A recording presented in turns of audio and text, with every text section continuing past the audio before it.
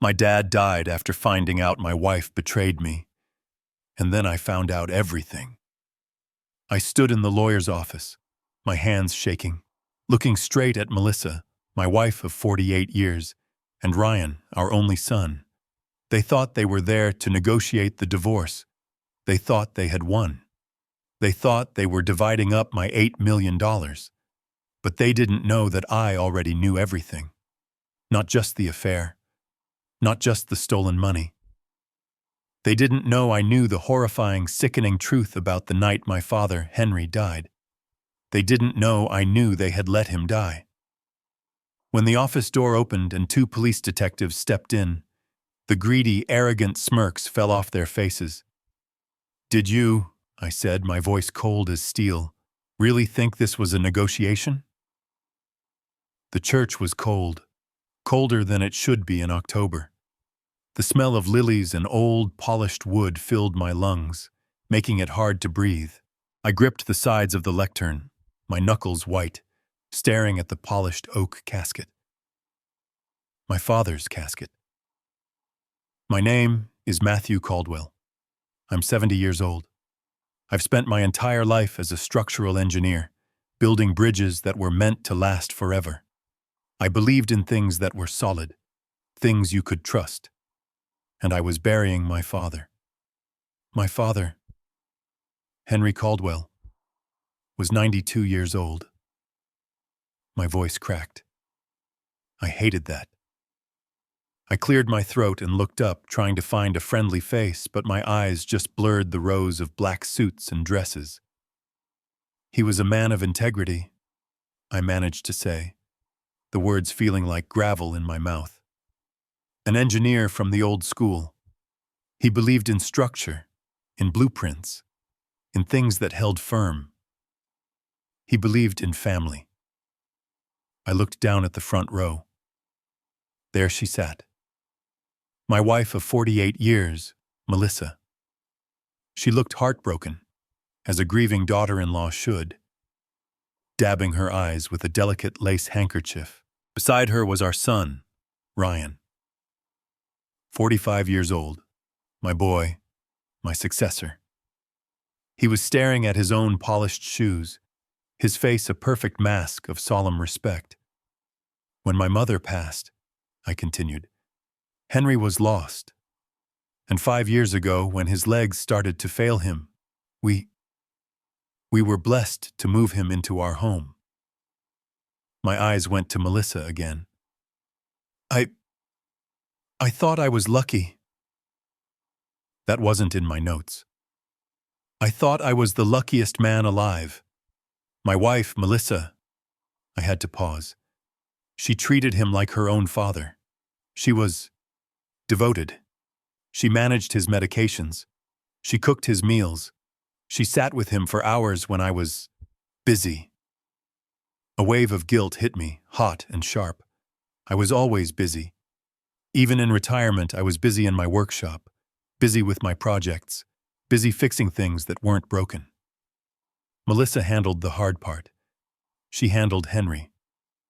My gaze shifted to Ryan. And my son, Ryan. Henry was so proud of him. A financial manager. So smart. Ryan had taken over all of Henry's affairs. The complicated medical bills from the VA, the insurance claims, the confusing paperwork that my father and I, well, we just didn't understand. "Don't worry about it, Dad," Ryan had always said, patting my shoulder. "That's what I do. I'll handle the numbers. You just spend time with him. Make sure he's comfortable."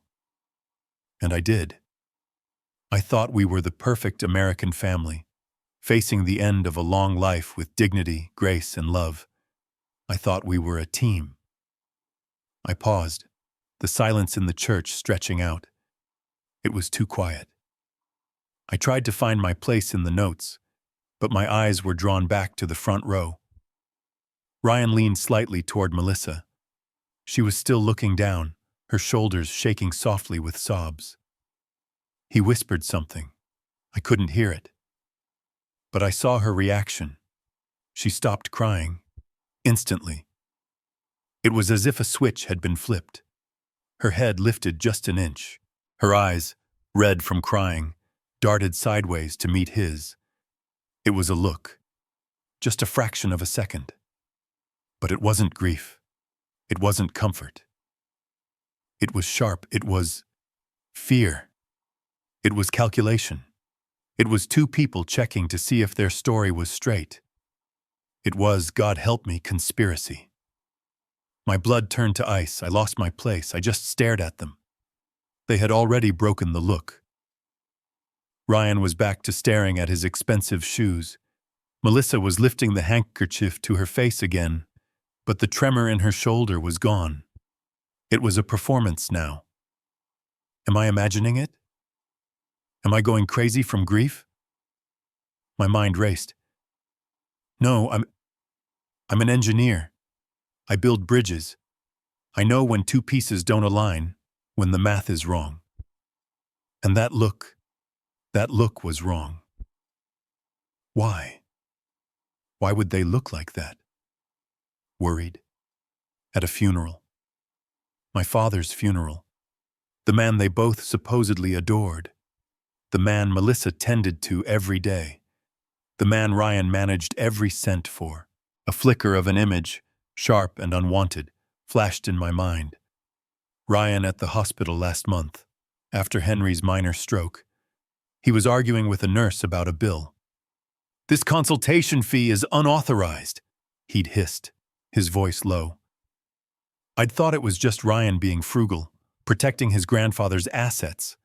Now it looked different. It looked guilty. I stammered through the rest of the eulogy. He was a good man, a good father. We will miss him. The words were ash in my mouth. I felt like a liar.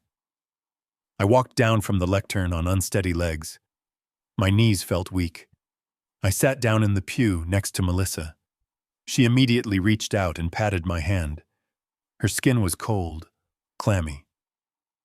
"You did beautifully, Matt," she whispered. Ryan leaned over from her other side, putting a hand on my shoulder. "It's done now, Dad. He's at peace." Their words of comfort, which should have been a balm, now felt like ice picks. I looked at the casket at the front of the church, and then I looked at my wife and my son. The funeral wasn't an ending. I realized, with a dreadful, sinking certainty, that it was a beginning. The beginning of something terrible. And I knew, deep in my bones, that one of them, or both of them, was lying about how my father died. The sound of the soil hitting the casket was a final, terrible punctuation. Thud. Thud. Thud. I stood there at the graveside, the October wind whipping the black tie against my chest. I felt numb, hollowed out. People began to file past, their faces a blur of polite sorrow. "So sorry for your loss, Matt." "He was a good man, Matt." The words were just noise, like static on a radio. I nodded, shook hands I couldn't feel, and tried to just keep breathing. Then, a new figure appeared in my peripheral vision. He wasn't one of the neighbors. He wasn't from my old firm. This man was different. He was in his mid-60s, tall, with perfectly styled silver hair. His suit was expensive, charcoal gray, tailored in a way that shouted money. A faint, sharp scent of cologne cut through the smell of damp earth and lilies. He looked like he belonged at a boardroom meeting, not a graveside in our quiet suburban cemetery. I prepared to accept his hand, to hear another empty condolence. But he walked right past me. He didn't even look at me. His eyes were fixed on Melissa, who stood on my other side, veiled and seemingly fragile. He moved to her, and instead of a simple touch on the arm, he took both of her hands in his. He held them tightly. My wife's black-gloved fingers disappeared inside his own. He leaned in close, his voice low and intimate, a possessive rumble that was not meant for me. "Melissa," he murmured. I am so sorry for our loss." I froze. Our loss. He said our loss, as if he and my wife shared this grief in some private, special way. He didn't let go of her hands. He just held them, rubbing his thumbs over her knuckles. Melissa kept her head down, her face hidden by the black veil, but she didn't pull away. She just let him. She was a statue, receiving this strange, intimate comfort. The moment stretched, thick and wrong. Then Ryan moved. He had been standing on Melissa's other side, stiff as a board. He reacted with the speed of a striking snake. He took one sharp step, inserting himself physically between his mother and the stranger. He didn't push the man, but his presence was a shove. He used his own body to break their hand contact. "Dr. Shaw," Ryan said. His voice was sharp, a blade wrapped in polite cotton. "Thank you for coming." I looked at Ryan, confused. "Dr. Shaw?" Ryan knew him. "My father is very tired," Ryan continued, his gaze locked on the man. "We appreciate you paying your respects." It wasn't a thank you. It was a dismissal. It was a warning. The man, Dr. Shaw, straightened up. He looked at Ryan, and for a split second, his polite mask slipped. I saw a flash of pure annoyance, a flicker of something hard and cold in his eyes. He was angry at being interrupted. But just as quickly, his composure returned. He gave Ryan a single, sharp nod. Then, almost as an afterthought, he turned to me. He didn't offer his hand. He didn't say he was sorry for my loss. He just gave me a brief, professional glance. "Mr. Caldwell," he said. And that was it. He turned on his polished heel and walked away, his expensive shoes clicking on the stone path. I watched him go, my mind spinning. I looked at Ryan. He was already fussing with Melissa's sleeve, guiding her slightly away. "Are you okay, Mom?" he whispered, shielding her. My heart was pounding, a heavy, sick drumbeat against my ribs. Who was that? Dr. Shaw? Why had Ryan called him doctor? Henry's doctor was Dr. Patel, a man I'd met a dozen times. This man was a stranger. And why, in God's name, would a doctor say our loss to my wife? What loss did they share? It was my father, my loss. The look I saw in the church, the fear, the conspiracy. It wasn't in my head. It was real. This man was part of it. Ryan knew him. Ryan had been prepared for him, managed him, got rid of him before I could even ask a question. I looked at Melissa. She was already composed, back to playing the role of the grieving widow. I looked at Ryan. He was standing a little too close to her, like a guard, his eyes scanning the remaining crowd. A cold wind bit at my face. I realized the cold I was feeling wasn't from the weather. It was from the two people standing right next to me. They shared a secret that involved a strange doctor, a secret that was important enough to manage, even here, at my father's grave. The drive home from the cemetery was silent. Ryan drove the big sedan. Melissa sat beside him in the front passenger seat, staring out the window. I sat in the back, a ghost in my own car, invisible, watching the headrests. The silence was thick, not with the comfort of shared grief, but with the suffocating weight of things unsaid. When we got back to the house, the emptiness was a physical blow. Henry's armchair was still in the corner of the living room. His slippers were still by the door. Ryan announced he had to go to his office to file some initial paperwork and left almost immediately. He seemed eager to escape. Hours passed.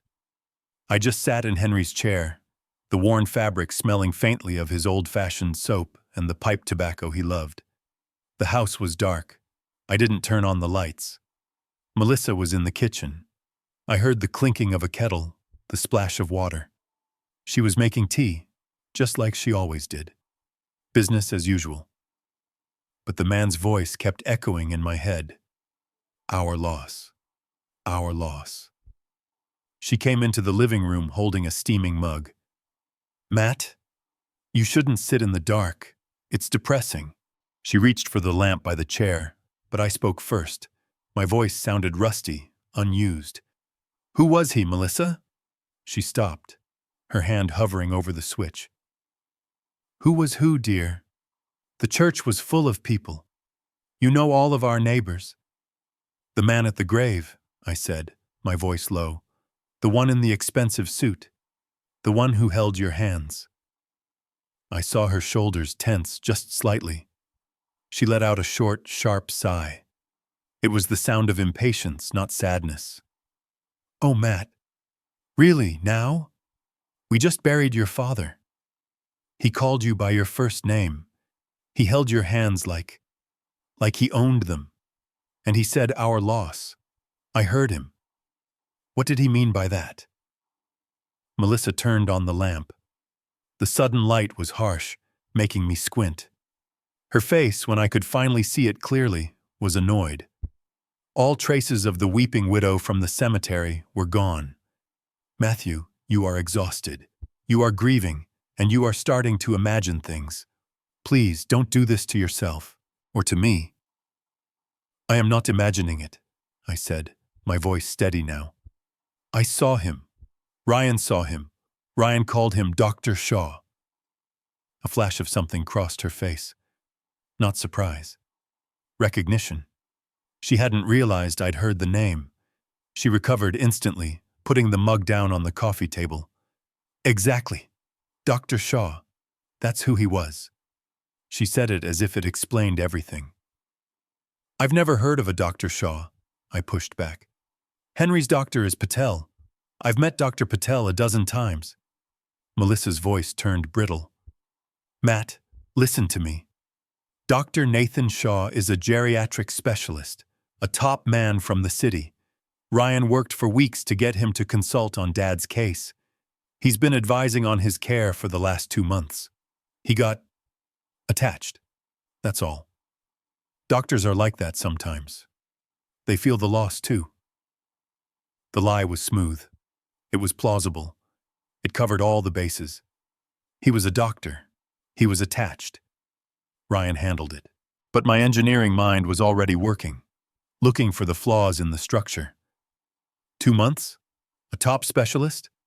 I review all the accounts, Melissa. Ryan is supposed to run those expenses by me. I never saw a single bill from a Dr. Nathan Shaw. I never authorized that. This is where her mask of patience finally cracked. Her voice turned sharp, cutting. Authorized it? Matt, you haven't authorized a bill in 5 years. You gave that responsibility to Ryan. You told him to handle it. You retired. You said, and I quote, I'm retired, son. You're the finance man. Just take care of everything. So that's what he did. He took care of his grandfather. She stood up, pulling her black cardigan tight around herself. He hired the best doctor he could find to make Henry's last months comfortable. And now you're turning that into some sordid accusation? Because you're grieving? She shook her head, her face a mask of pure disappointment. You should be thanking your son, Matt, not questioning him. She had an answer for everything. She had an answer for my logic. And she was right. I had told Ryan to handle everything. I had stepped back. I had trusted him. I had trusted them. I had no reply. The argument died in my throat. I'm going to bed, she said, her voice cold. I'm exhausted. And frankly, I'm very hurt that you would think such a thing. Especially today. I watched her walk up the stairs. She didn't look back. I sat there in the sudden, suffocating silence. She was right. I had given Ryan control. It was plausible. A busy doctor. An emotional attachment. Maybe I was just a grieving old man seeing shadows where there were none. But as I sat there, alone in the armchair that still smelled like my father. I couldn't shake the image from the graveside. The way Shaw held her hands, the way Ryan had stepped in, not like a son protecting a grieving mother, but like a handler managing a situation. The lie was plausible, but it didn't feel true. It felt rehearsed.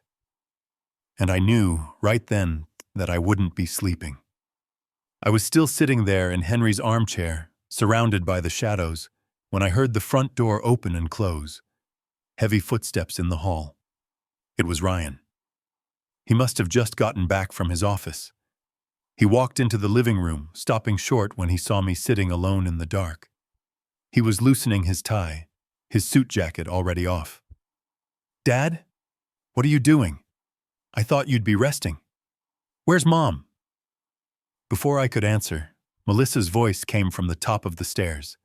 It was sharp. "Ryan? Is that you? Thank God you're home. Your father he's not himself. He's asking questions." I watched my son's entire posture change. The weariness from his workday vanished, replaced by that sharp, managerial focus I knew so well. He looked from the dark staircase back to me, his eyes narrowing. "Questions? What questions, Dad?" "I asked about that doctor," I said, my voice flat. "The one at the grave. Shaw." Ryan let out a heavy sigh, the exact same sigh he used when one of his clients didn't understand a complex investment portfolio. He walked over and sat on the ottoman right in front of me, leaning in, our knees almost touching. "Dad," he said, keeping his voice deliberately low and reasonable. "Listen to me. You are stressing Mom out. You're stressing yourself out. Dr. Shaw was just a consultant, period." "But your mother said he got attached," I countered, the words tasting like acid. "And he said our loss. That's not what a consultant says." "He's an emotional guy, okay?" Ryan said, rubbing his temples as if I was the source of a migraine. "He's a geriatric doctor. He deals with death all the time. Maybe he says that to all his families. Who cares? I paid his invoice. It's done. It's handled. It's a trivial detail in a horrible day." He made my suspicions sound small, petty. He made me feel small. He just seemed inappropriate, I insisted, though my voice wavered. "And I never saw a bill for him, Ryan. You were supposed to show me—" "Because I handled it, Dad." Ryan's voice rose, just slightly, sharp with impatience. "That's what you told me to do. You're the finance man, Ryan. Remember? I used my own business account to cover the consultation fee so we wouldn't have to deal with the VA reimbursement hassle. I was trying to make things easier for you. For both of you." He made it sound like I was the ungrateful one. He stood up abruptly and started pacing in front of the unlit fireplace. He pulled out his phone and the screen lit up his face, making him look pale and angry. "Look," he said, tapping aggressively at the screen. "I don't have time for this. I really don't." He didn't look at me, just at his phone. "Do you have any idea what I am dealing with right now? I have to file the official death certificate with the county by tomorrow morning, or we can't even get the insurance process started. I have to call the Veterans Administration about Henry's pension. I have to find his military discharge papers for the burial allowance. I have to notify Social Security. I have to find the original will for the probate court. And I have to manage our own finances, which, by the way, you haven't looked at in 6 months." He finally looked at me, and his face was a perfect mask of exasperation and pity. "Dad, I'm drowning in paperwork here. Mom is a wreck. The last thing I need right now is to chase conspiracy theories about some random doctor who was just trying to be nice at a funeral." Every word was a small, sharp slap. He was right. I was retired. He was the one with the high-pressure job, the financial expertise. I built bridges. He managed millions. He was the smart one. I was just the old engineer. I had put all this on his shoulders. The house, the finances, my father's care. I felt myself deflate. The sharp edges of my suspicion turned into the dull ache of guilt. He was just doing his job. Melissa was just grieving. Maybe that look I saw, the look between them in the church, wasn't conspiracy.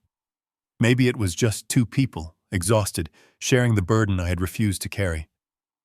"You're right, son," I said quietly. My voice was suddenly very tired. "I'm sorry, I'm just worn out. My mind is playing tricks." Ryan's face softened instantly. The manager was gone, replaced by the caring son. He came over and squeezed my shoulder. "It's okay, Dad. It's totally understandable. It's been a horrible day. We're all exhausted." He picked up the untouched tea mug Melissa had left. "Look, Mom is just upset. We all are. Why don't you get some sleep? Please, just rest. Let me handle everything. That's my job." I nodded, feeling the energy drain out of me. "Okay, son. I'll go up." He watched me as I slowly pushed myself out of Henry's armchair. "Good night, Dad. And don't worry about Mom. I'll talk to her. It's just the grief." I walked up the stairs, each step heavy. I accepted his explanation. I accepted the lie. But as I passed my father's closed bedroom door, the gut feeling didn't go away. It just settled deeper, colder. Ryan's explanation was logical. Melissa's excuse was plausible. But my gut told me that a man doesn't get called a consultant when he holds your wife's hands like he's trying to keep her from floating away. My gut told me I wasn't just tired, I was being managed. A week went by. The flood of sympathy casseroles from neighbors slowed to a trickle, and then stopped. Ryan was back at his high-pressure job at the financial firm. Melissa was back to her book club meetings. Life on the surface was supposed to be returning to normal. But I was stuck. I wasn't sleeping. I'd lie awake in the king-sized bed, staring at the ceiling, listening to Melissa's steady, even breathing beside me. It was the same sound I had heard for 48 years, but now it felt different. It felt practiced. During the day, they were the perfect image of support. They brought me plates of food I didn't want and asked if I wanted to talk, but I knew they didn't really mean it. They were handling me, managing me, the grieving, confused old man. Ryan was always busy, always on his phone, dealing with what he called paperwork for his grandfather. Melissa was suddenly busy with errands. The lie they had built was solid, reinforced, and I had no way to chip at it. The whole house felt wrong. It wasn't haunted by my father's ghost. It was haunted by their secret. On the 8th day, I couldn't stand the oppressive silence anymore. I needed to be somewhere that felt real, that felt true. I went into Henry's room at the end of the hall. I closed the door behind me. It still smelled like him. That comforting, sharp scent of old books, cherry pipe tobacco, and the antiseptic soap he always used. His slippers were still placed neatly by the bed. His reading glasses were on the nightstand, next to a half-finished crossword puzzle. My father was 92, but his mind had been a steel trap. He was an engineer to the bone, just like me. He's the one who taught me to spot a flaw in a blueprint from 50 yards away. "Look for the tiny compromises, Matt," he'd always say. "Look for the shortcuts. That's where the failure always starts." I sat on the edge of his bed, the mattress sinking under my weight. I wasn't just grieving him anymore. I was grieving the trust I'd lost in my own family. I had to do something. I decided to pack his things. It was a task, something solid for my hands to do, a way to focus my mind. I emptied his nightstand drawer. Old cough drops. A worn-out wallet with an expired driver's license. A picture of my mother from 1968. Then I started on the bed. It hadn't been changed since he died. I pulled the heavy comforter back. I was just going to strip the sheets. I lifted the heavy pillows one by one, and I saw it. Tucked just under the edge of the mattress, as if it had been hidden in a hurry, was a small, black, vinyl-covered notebook. I recognized it instantly. It was his medical log, the one Melissa had been so diligent about. She was always in here, wrapping the cuff around his arm, taking his blood pressure, noting his medication. 120/80, Henry. Perfect. I could hear her chipper, caring voice. I almost tossed it in the donation bag. It was just a painful record of his decline. But something made me open it. I flipped through the pages, page after page of Melissa's neat, flowing cursive. October 1st, 130/85. BP a little high. Spoke to Dr. Patel. October 3rd, 125/80. Back to normal. Gave regular meds. It was all there. Diligent. Detailed. The perfect, loving daughter-in-law. I kept flipping. The pages were full, right up until about 3 days before he died. Then, nothing. The last few pages were blank. I was about to close it, disappointed. But my thumb brushed the inside of the back cover. There was writing there. It wasn't Melissa's handwriting. It was my father's. I knew his hand like I knew my own. It was a sharp, angular, engineer's block lettering. But this was barely recognizable. It was spidery, weak, yet pressed so hard into the paper that the pen had nearly torn through. It was the handwriting of a man who was terrified, or furious. My heart hammered against my ribs. My blood went cold. I read the words. Melissa? Dr. Shaw? My breath caught in my throat. He knew the name. He knew both names. Can't believe it. They kissed. The room started to spin. I sat down hard on the mattress, the notebook clutched in my hand. He saw them. My father saw them. The doctor from the funeral. My wife. They kissed. The lie about him being an attached consultant dissolved into nothing. It was an affair. I read the next line, my hands shaking so badly I could barely focus. Ryan knows? The question mark hung there, a hook in my throat. He suspected. My father suspected his own grandson. My son was in on it. The look in the church, the way Ryan had managed the scene. It wasn't to protect me from a stranger. It was to protect his mother from being exposed by her lover. And then the last line. A line that made no sense at all. A line that connected everything and nothing, like a wire carrying a deadly current. $50,000? $50,000. I dropped the notebook as if it were on fire. The pieces clicked into place with a horrifying, sickening snap. The money, the affair, the lie, the doctor, the look, they were all connected. My father, in his last days, hadn't just been sick. He had been a witness. And I knew, with a certainty that chilled me to the bone, that the plausible lie Ryan and Melissa had fed me wasn't just a cover-up for an affair. It was a cover-up for something much, much bigger. I sat on my father's bed, the room tilting slightly. $50,000.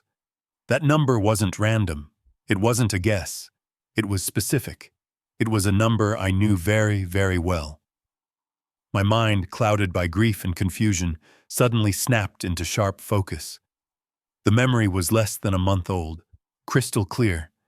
It was just before Henry's minor stroke, the one that had put us all on high alert. Ryan had come to the house, not for a family dinner, but for business. He found me in my study, looking over some old blueprints. Dad, he'd said, all professional energy, tapping his leather briefcase. I've got an opportunity for you. I was happy to let him take the lead. I was 70 years old. I was retired. He was the expert. What kind of opportunity, son? He'd sat across from me, pulling out his sleek tablet. It's a short-term investment fund. Very secure. High yield. It's an invitation-only thing I get access to through my firm. I need $50,000, and I can get it back to you with a 10% return in 90 days. It's ironclad. I remember hesitating. 50,000 is a good chunk, Ryan. Are you sure it's safe?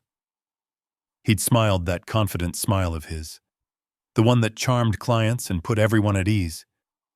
It's ironclad, Dad. Trust me. You won't have to lift a finger. Trust me. The words echoed in the silence of Henry's empty room. I looked back down at my father's trembling, furious handwriting. $50,000? He had seen it. He had seen the transaction. But he didn't see it as an investment. He saw it connected to Melissa. He saw it connected to Dr. Shaw. My engineering mind started running the calculations. My father, he wasn't a fool. That stroke 3 weeks ago, it had weakened his body, yes. His left hand trembled. He needed a cane to walk to the bathroom. But his mind was as sharp as the engineering pencils he still kept in a cup on his desk. He was a man who balanced his checkbook to the penny. He was a man who read the fine print. If he saw a $50,000 transaction, he would have asked about it. He must have asked Ryan. Or maybe he saw the transfer paperwork on Ryan's desk, and next to it, a bill? A payment. What if that $50,000 wasn't an investment at all? What if it was a payment? A payment to Dr. Shaw? Why would Ryan pay a doctor $50,000? For a consultation? Dr. Patel, Henry's regular doctor, charged $200 a visit. This wasn't a consultation fee. This was a payoff. This was hush money. My heart was beating a slow, heavy, painful rhythm. My father saw them kiss. He knew about the affair. He knew Ryan knew.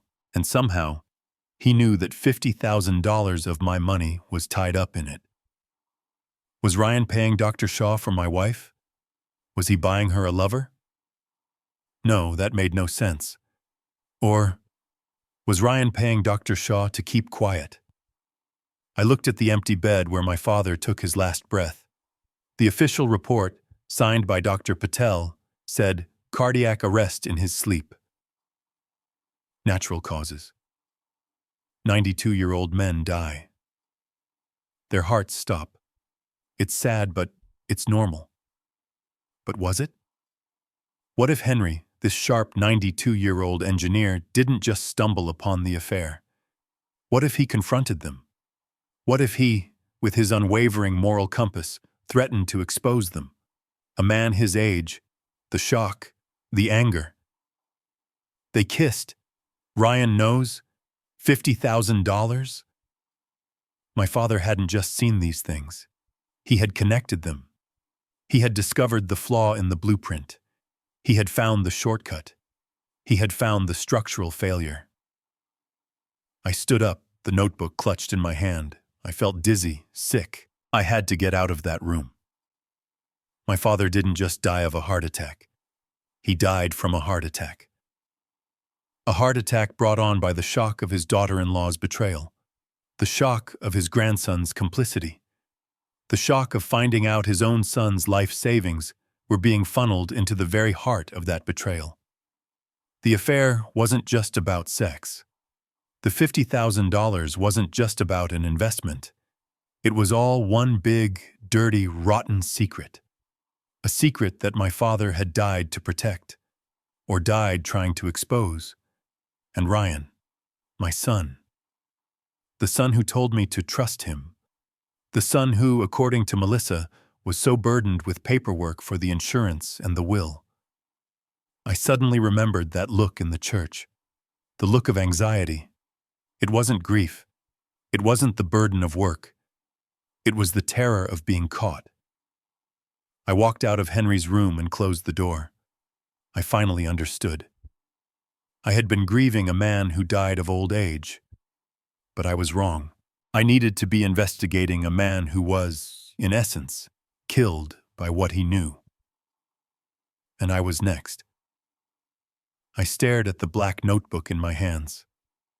$50,000. The number pulsed in my brain, a venomous, repeating echo. It was the joint, the critical weak point where two separate structures of betrayal had been welded together. One structure was the affair, the lies, the stolen intimacy, the man named Shaw. The other was the cold financial calculation, the quiet theft, the son I had trusted with my entire retirement. My father had seen the connection, and now, so did I. I could not confront them. I had learned that lesson the hard way. I had asked Melissa about Dr. Shaw, and she had wrapped herself in a cloak of righteous indignation. I had questioned Ryan, and he had buried me in an avalanche of plausible paperwork and condescending pity. They had a story, a rehearsed, reinforced lie that I was just a grieving, confused old man, addled by the shock of my father's death. If I confronted them now, if I showed them Henry's last, desperate warning, what would they do? They would deny it. They would say he was confused, that the stroke had made him paranoid, that he was imagining things. They would double down. They would move faster. They would hide the accounts, shred the documents, erase the trail. No. An engineer doesn't fix a failing bridge by hitting it with a hammer. He steps back. He analyzes the entire structure. He finds all the compromises, all the hidden fractures, before he makes a single move. I needed to step back. I needed to give them space, to give them the rope they needed to hang themselves. I had to become exactly what they wanted me to be. I had to disappear.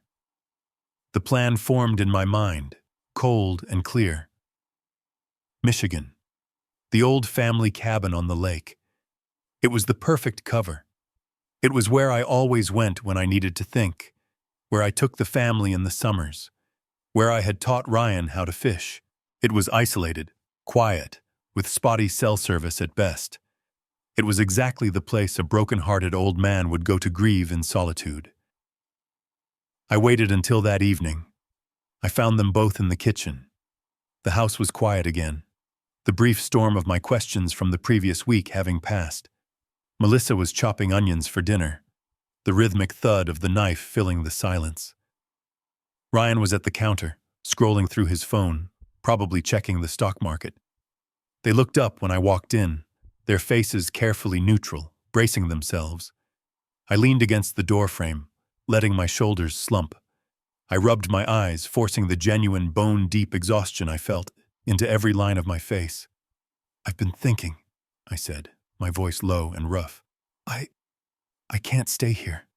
Not right now." Melissa's knife stopped, halfway through a slice. She looked at me, her head tilted. "What do you mean, Matt? Where would you go?" Her voice was cautious, like she was approaching a spooked animal. "I'm going to the cabin," I said. "Up in Michigan. I need to be alone. I need to get away from everything." I waved my hand vaguely around the room. The house, his chair, it's just too much. I watched them. I watched their eyes. I was waiting for the resistance. I was waiting for Melissa to say, "Oh, Matt, no, you shouldn't be alone right now." I was waiting for Ryan to say, "Dad, that's not a good idea. Let's talk about this." That is not what happened. I saw a look of absolute, profound relief pass between them. It was faster than a heartbeat, but I saw it. Melissa's tense shoulders dropped an inch. "Ryan." Ryan almost smiled. He caught himself, but I saw it. He immediately smoothed his expression into one of deep professional concern. "Dad," he said, walking over to me, his voice full of manufactured empathy. "I think that's a great idea, a brilliant idea. You absolutely should go. Get your head straight. Take all the time you need." Melissa was nodding, chiming in, her voice suddenly bright, released from tension. He's right, Matt. The lake air will do you good. How long will you go? A week, 2? I was thinking, maybe a few weeks, I said, testing them. Maybe a month, I don't know. Perfect, Ryan said. He put his arm around my shoulder, a gesture that now felt like a reptile coiling around me. You take all the time you need. Don't you worry about a single thing back here. Turn your phone off. Disconnect. Don't worry about the mail, the bills, the insurance paperwork for Henry. Nothing. He squeezed my shoulder. I will handle everything. The emphasis on everything was like a neon sign, flashing in the dark. He wanted me gone. He wanted me offline. He wanted me out of the way. I'll go pack your bag, Melissa said, already moving toward the stairs, her step light, cheerful. I'll pack your warm sweaters and your fishing gear. You can leave first thing in the morning. I stood there in the kitchen, letting my son pat my back, listening to my wife's happy footsteps overhead as she rushed to pack the suitcase that would get me out of her life. They weren't just supportive. They were desperate for me to leave. They thought they were sending a broken old man to grieve by a lake. They had no idea they were giving an engineer the time he needed to find his tools. They thought I was going to Michigan. I was going to war. The next morning, Melissa was almost cheerful. She had packed my old canvas duffel bag and set it by the front door before I had even finished my first cup of coffee. I packed your heavy wool socks, Matt, she said, her voice bright, avoiding my eyes. And the instant coffee you like. Oh, and don't forget your blood pressure cuff. It was a flawless performance of a loving, concerned wife. Ryan was there too, wearing his suit for work, clapping me on the shoulder. Drive safe, Dad. And seriously, don't worry about us. Just heal. We'll be fine. I played my part. I let my shoulders slump. I looked at the floor. I mumbled my thanks. I loaded the bag into the back of my pickup truck and gave Melissa a brief, awkward hug. She patted my back, a quick, dismissive gesture. I pulled out of the driveway, watching them wave from the porch, their faces masks of perfect, supportive sympathy. The second I turned the corner, the second I was out of their sight, my grip on the steering wheel tightened until my knuckles ached. I drove north on the highway for 20 minutes, just as I would have to go to Michigan. I drove long enough for them to relax, to believe I was really gone, on my way to grieve by a lake. Then I took the next exit, looped back south onto the interstate, and drove 20 miles in the opposite direction, toward the industrial suburbs west of the city. I pulled into a place called the Crossroads Motel. It was a long, low, 2-story building with peeling yellow paint and a flickering neon vacancy sign that hummed in the morning light. It was perfect. Anonymous. I paid cash for 3 nights. The room smelled like stale cigarettes and bleach. I tossed my bag on the worn-out comforter and sat on the edge of the bed. This was the moment. I reached into my wallet, and from a hidden slit behind the leather lining, I pulled out a different debit card. A card Melissa didn't know existed. A card Ryan didn't manage. It was tied to an account I had opened 15 years ago. I'd siphoned off small amounts, cash back from groceries I paid for, checks from odd side jobs I'd done for old engineering colleagues, bonuses from my retirement account that I had never mentioned. I called it my rainy day fund. It was my escape hatch, my secret. I had $30,000 in it. I always thought it would be for a medical emergency, or maybe a secret sports car when I turned 75. I never, in a million years, thought it would be a war chest to use against my own family. I looked at the card. It was everything I had left that they couldn't touch. The storm was here. It was time to spend it. I didn't use my cell phone. Ryan was a finance man. For all I knew, he tracked my location, my calls. I used the dusty, yellowed telephone on the motel nightstand, the one with the cracked plastic casing. I dialed the number I had memorized from a website I'd looked up at dawn. Griffin and Associates. Discreet inquiries. A professional, no-nonsense female voice answered. Griffin Associates. How may I direct your call?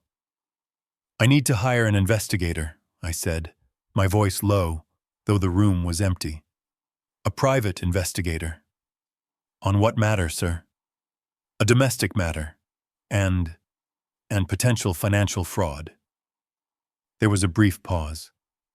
Please hold for Mr. Griffin. A moment later, a deep, gravelly voice came on the line. Griffin speaking. I took a deep breath, the smell of bleach filling my lungs. My name is Matthew Caldwell. I need to hire you. I need it to be completely confidential. No one can know I've contacted you, especially not my family. All our clients are confidential, Mr. Caldwell. What is the situation? This was it. Saying it aloud made it real. I need surveillance. On my wife, Melissa Caldwell. I need to know where she goes, who she meets. I need to know about her relationship with a man named Dr. Nathan Shaw. An affair. We handle those, Griffin said, his voice flat, almost bored. No, I interrupted, my voice sharp. It's more than that. It's bigger. I also need you to watch my son, Ryan Caldwell. There was a half-second of silence on the other end. Griffin wasn't bored anymore. Your wife and your son? Yes, I need to know where he goes, who he meets with, and I need you to find out everything you can about this Dr. Shaw, his finances, his medical license, his history, and his connection to my son. I suspect my son is paying him. I don't know why. Maybe it's blackmail. Maybe it's something else I need to know. Financials, Griffin said. That's a different level of investigation, Mr. Caldwell. It's more expensive. I have money, I said, looking at the secret debit card in my hand. I have $30,000. Is that enough to start? That's a very good start, Griffin said, his voice all business again. We'll put a two-man team on your wife and Shaw, and I have a forensic accountant who can start digging into public records for Ryan and the good doctor. I need their full names, addresses, and photos if you have them. I have them. I can email them from a new, clean account. Good. We'll start today. We move fast, Mr. Caldwell. You'll have answers sooner than you think. I hung up the phone. I sat in the silence of the cheap motel room, the hum of the vacancy sign vibrating through the wall. The trap was set. I had just spent a small fortune to prove that my entire life was a lie. I felt sick to my stomach. But for the first time since the funeral, I also felt something else. I felt the solid, cold certainty of an engineer who has just found the crack in the foundation and is finally ready to see how deep it goes. The first 48 hours in that motel room were a special kind of hell. Time stretched and warped. Every minute felt like an hour. Every hour felt like a day. I sat on the lumpy bed, staring at the peeling acoustic tile on the ceiling. I listened to the groan of the ice machine down the hall and the roar of semi-trucks on the highway outside my window. This was my life now. A 70-year-old man, hiding in a cheap motel, paying strangers to spy on his own family. My phone was in the drawer, turned off. The temptation to turn it on, to call home and hear Melissa's voice, to hear her say, "Oh, Matt, you forgot your good razor," and have everything be normal, was almost unbearable. But I didn't. Instead, I looked at the old photo I kept on the phone's lock screen. It was from our 40th anniversary, just 8 years ago. Melissa was smiling, her eyes bright, her head resting on my shoulder. Ryan and his wife were beside us, holding our first grandchild. We looked happy. We looked solid. We looked like a family built to last. Melissa, I whispered to the empty room, looking at the smiling woman on the screen. What are you doing? What did you do? Was I crazy? Was I the one who was wrong? Maybe I was just a grieving old man, as they'd said. Maybe my father was confused in his last days. Maybe the $50,000 was just an investment, and Dr. Shaw was just an overly emotional doctor. But then I would see it again. The look in the church between my wife and my son. The cold, calculated anxiety. And I would see my father's trembling, furious handwriting. They kissed. Ryan knows? $50,000? No, I wasn't crazy. I was an engineer. I had spent a lifetime looking at blueprints, spotting the hairline fractures that others missed, the tiny compromises that would bring the whole bridge crashing down. My family was a bridge, and it was failing. My father had seen the cracks just before he died. Now it was my turn to find the source. I ate vending machine crackers that tasted like chalk. I drank bitter, burnt coffee from the in-room machine. I watched the numbers on the clock radio flip over, marking the slow, agonizing passage of time. I thought about my $30,000, my rainy day fund, draining away with every hour these investigators were on the clock. It was the price of truth.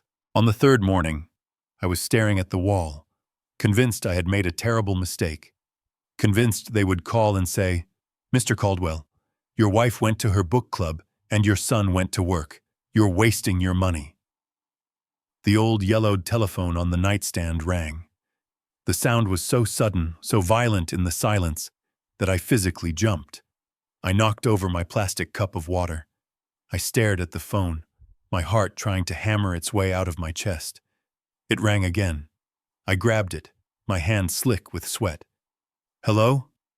Mr. Caldwell, it's Griffin." His voice was gravelly, all business. He wasted no time. "We have something. We move fast." "What? What did you find?" I stammered, sinking onto the edge of the bed. "We put a tail on your wife this morning. She told your son, on a call we monitored, that she was going to her book club meeting at the public library. That call was a lie." My throat closed up. "What do you mean?" "I mean," Griffin said, his voice flat, "she left your house at 10:05. She did not drive to the library. She drove downtown, to the Monarch.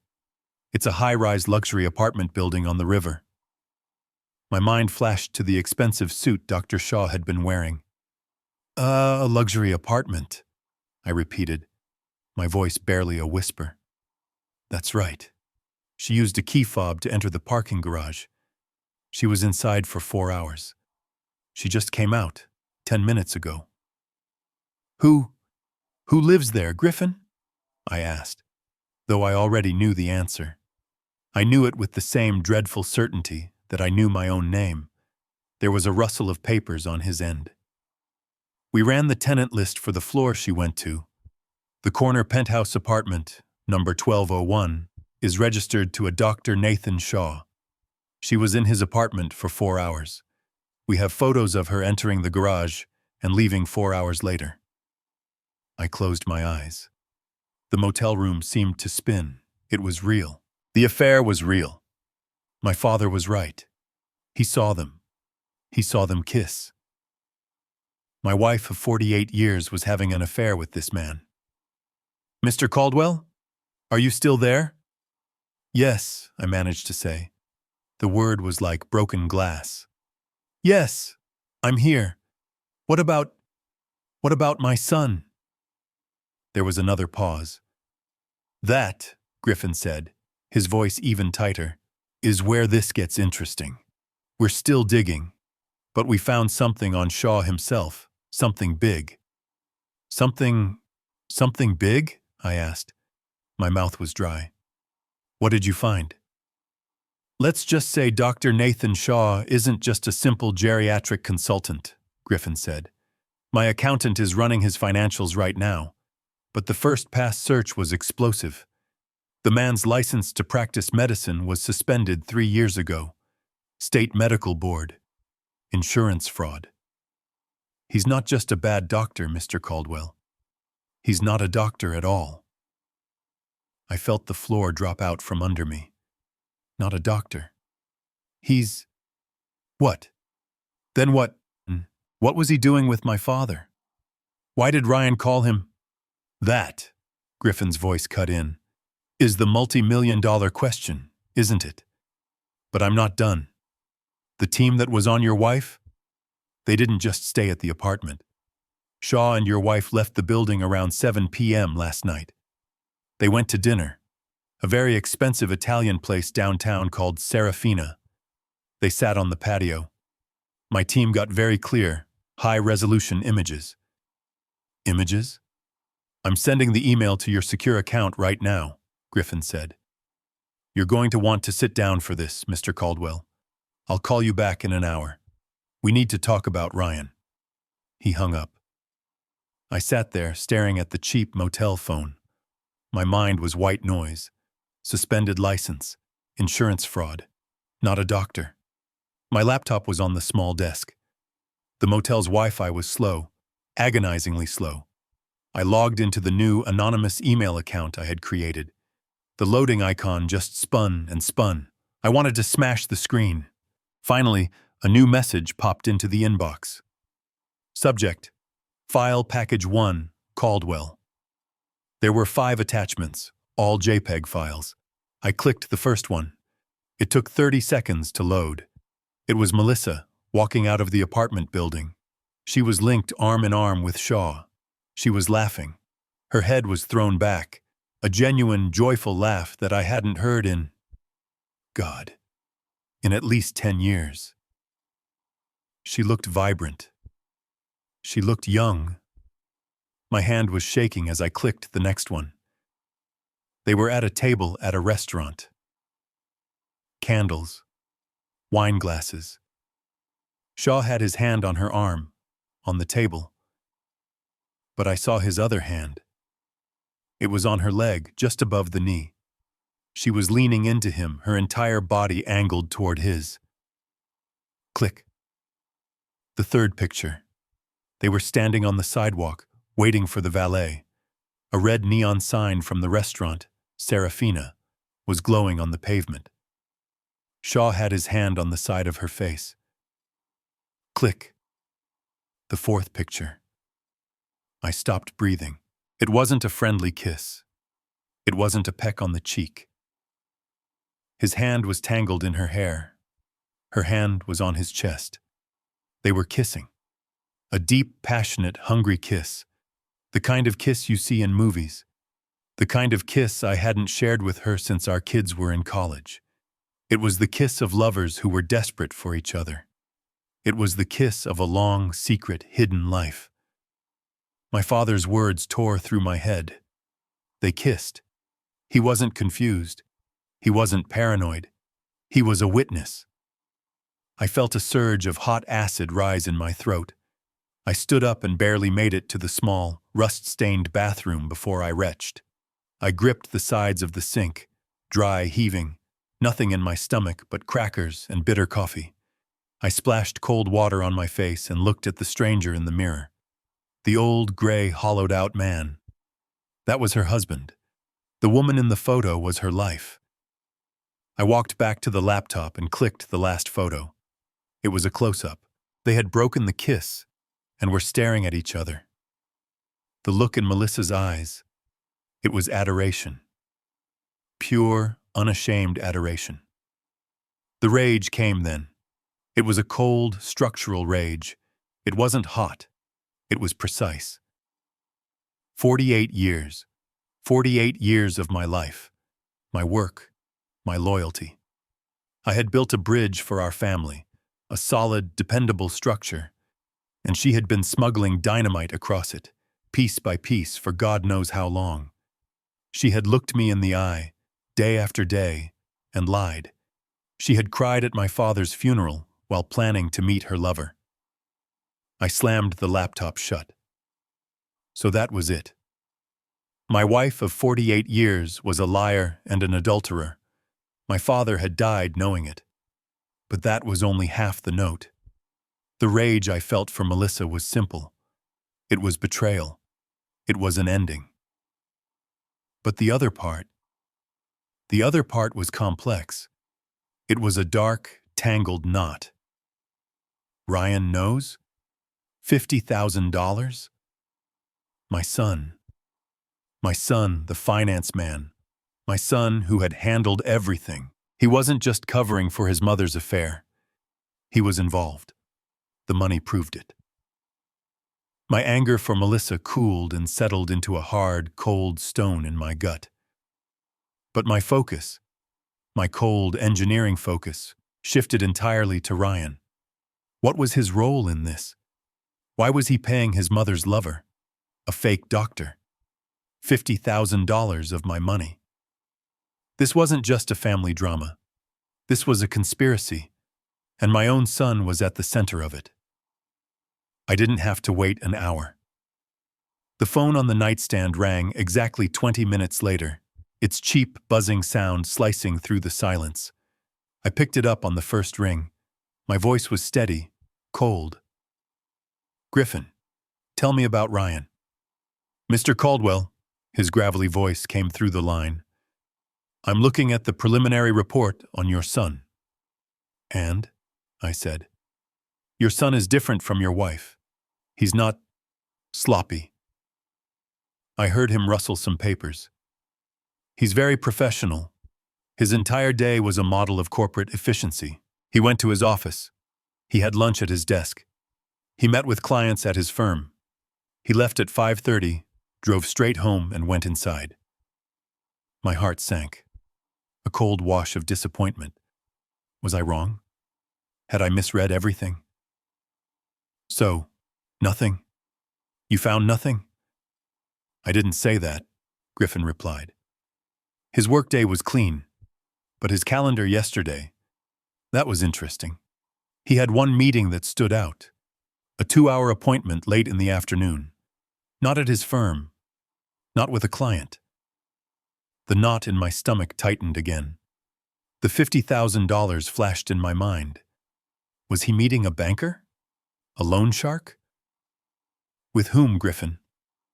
It wasn't a client. He drove across town to the financial district, to one of the most expensive office buildings in the city, the Kincaid Tower. Who was it? The law firm of Hamlin and Associates. Hamlin and Associates? The name didn't mean anything to me. A law firm? So what? He's a finance guy. He probably works with lawyers all the time. "He does, Mr. Caldwell," Griffin said. "But he doesn't work with these lawyers." I checked. Your son's firm, where he's a partner, they specialize in corporate investment, mergers, acquisitions. Hamlin and Associates. They don't do that. They are a boutique firm, very exclusive, very expensive. "What do they do?" I asked, my voice tight. I had my researcher pull their specialty. They handle high-net-worth family law, trusts, estates. Estates. My mind went straight to Henry's will. Is he trying to mess with my father's will? "I don't think so," Griffin said, his voice slow and heavy. "The will is straightforward. That's not their main focus. Their primary advertised specialty, Mr. Caldwell, the one they're famous for, is competency law." The word hung in the air. Competency law. Yes, establishing legal guardianship, managing the assets of individuals who are deemed unfit to manage them, his voice dropped, declaring someone mentally incompetent. The phone felt slippery in my hand. The room, which was already cold, seemed to drop another 10 degrees. I looked at the peeling yellow paint on the wall, the water stain on the ceiling. This is where I was, a grieving old man, hiding in a motel room, paranoid about his family. It was the perfect setup. "Unfit," I repeated, the word tasting like ash. "Mr. Caldwell," Griffin said, his voice softening just slightly. "Your son, He's not just covering for his mother's affair. He's making a move. On your money. My money, I stammered. I thought about the $50,000. It wasn't hush money for the affair. It was something else. He's been paying a fake doctor, I said, the pieces clicking together with horrifying logic. Shaw. He's been paying Shaw. That's our working theory, Griffin said. A suspended doctor is the perfect person to write a fake medical evaluation. A consultant who can testify that your father, or perhaps you, are confused, that you're not in your right mind. I saw the blueprint now, the whole horrifying design. Step 1. Get the old man, me, out of the way. Convince him to go to Michigan to grieve. Step 2. Pay the fake, disgraced doctor, Shaw, to create a file, a medical narrative of my decline. Step 3. Hire the expensive competency lawyers, Hamlin and Associates. Step 4. Go to a judge and say, Your Honor, my poor father, he's devastated by his wife's affair and his own father's death. He's confused, he's paranoid, he's hiding in a cabin, he's not answering his phone, he can't manage his $8 million estate. Step 5. The judge appoints a legal guardian to protect my assets. And who better than the man who is already managing all the finances? My loving, concerned son, Ryan. He wasn't covering up my father's death. He was using it. They weren't trying to hide the past. They were trying to steal my future. They were trying to rob me while I was still alive. My father's note wasn't just a warning about what he saw. It was a warning about what was coming for me. I gripped the phone. Griffin, I need you to find every dollar Ryan Caldwell ever paid to Nathan Shaw, and I need to know why Shaw's license was suspended. I need the official report. I need the ammunition. I need the real dirt. We're already on it, Griffin replied. I hung up the phone. The rage I felt from the photographs was gone. It was replaced by something colder, heavier, stronger. A 70-year-old structural engineer staring at a failing bridge. They thought I was incompetent. They thought I was confused. They thought I was a broken old man. They had no idea who they were dealing with. I didn't call. I didn't warn them. I just drove. I left the Crossroads Motel, the $30,000 from my rainy day fund already transferring to Griffin's retainer. My hands were steady on the steering wheel of my truck. The rage was gone, replaced by something cold, solid, and structural. It was the feeling I got right before a controlled demolition. I was no longer a grieving husband. I was an engineer, and I was about to bring the whole rotten structure down. I parked 2 blocks away and walked, just in case Ryan was tracking my truck's location. I still had my house key. I let myself in through the side door, into the mudroom. The house was light. The heavy, oppressive grief of the past week was gone. I heard music, a light jazz station playing from the kitchen, and I heard humming. I walked silently down the hall. There she was, Melissa, my wife. She was standing at the kitchen island, wearing a bright yellow apron I hadn't seen in years. She was arranging a massive, expensive bouquet of bright, cheerful roses and lilies in a crystal vase. Not funeral flowers, celebration flowers. She was swaying her hips, lost in the music, her face relaxed and happy. She looked 10 years younger. She looked like a woman whose burdens had just been lifted, a woman whose husband was safely, inconveniently, out of the way in a cabin in Michigan. I stood in the doorway and just watched her. I watched this stranger who had slept next to me for 48 years. I must have shifted my weight, the floorboard creaking. She turned, a bright, casual smile on her face. "Oh, Ryan, are you back already?" I thought. Her smile didn't just fade. It shattered. The color drained from her face so fast she looked gray. Her hand holding a single white rose froze in midair. "Matt," she gasped. It wasn't a question. It was an accusation. "Matt, what are you doing here? You're back early. You scared me half to death." "Did I?" I said. My voice was flat. "Dead." She was already scrambling, her eyes darting around the room, trying to find her footing, to get the lie back in place. I was just cleaning. I thought some fresh flowers would cheer the place up. It's been so gloomy." She forced a nervous laugh. "Are you okay? Did something happen at the cabin? You look terrible." "I didn't go to the cabin," I said. I walked forward, into the kitchen, until I was standing on the other side of the island. I reached into my inner jacket pocket and pulled out the thick 9x12 envelope Griffin had overnighted to the motel. "What do you mean you didn't go? Matt, you're not making sense. You're scaring me." "I'm scaring you?" I said. I looked at the glossy, high-resolution photographs in my hand. "I bet I am." I threw them. I didn't place them.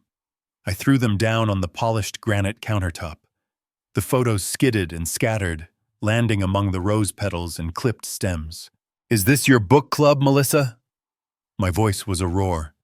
It didn't even sound like me. It was the sound of my entire life breaking apart.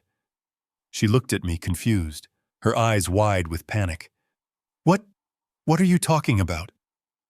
"The pictures," I pointed, my hand shaking. "Look at them. Look at them, damn it." She looked down. I watched her pupils dilate. I watched her hand fly to her mouth. A sharp, choked gasp. She saw it. She saw herself, laughing, arm in arm with him, walking out of the luxury apartment building. She saw the candle-lit table, his hand high on her leg.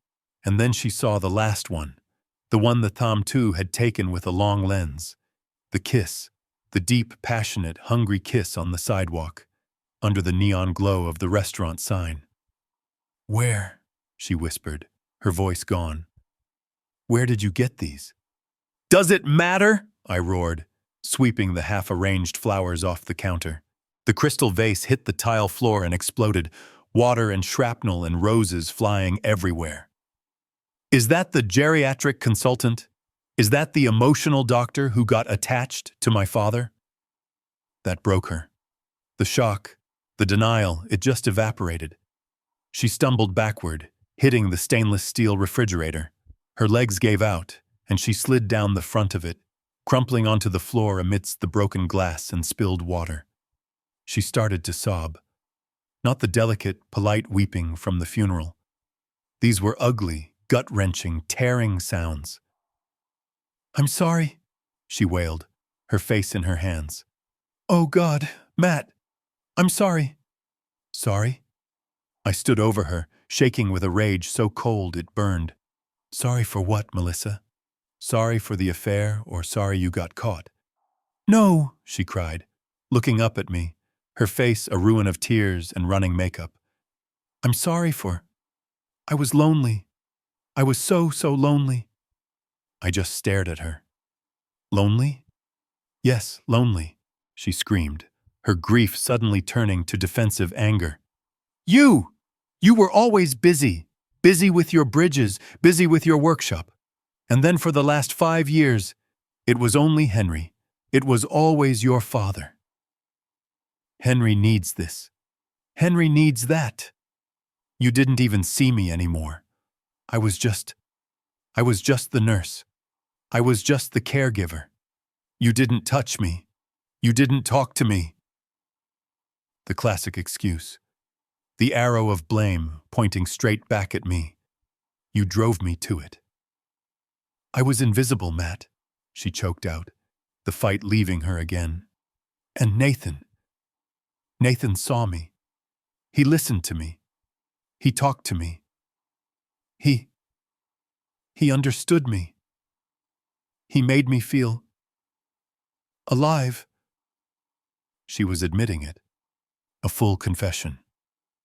The affair was real. My father was right. It was a victory. but it tasted like ash. I had confirmed the first layer of the lie, but I was still missing the critical piece. I looked at the broken glass on the floor, and I thought of the $50,000. "Nathan," I said, my voice dangerously quiet. "Dr. Shaw, the man who's been consulting." I let the words hang in the air, waiting. I had her broken down. Now it was time to dig. I let her sob on the floor for a moment, the sound echoing in the kitchen, mixing with the drip, drip, drip of water from the broken vase. Her excuse about being lonely was pathetic. It was weak.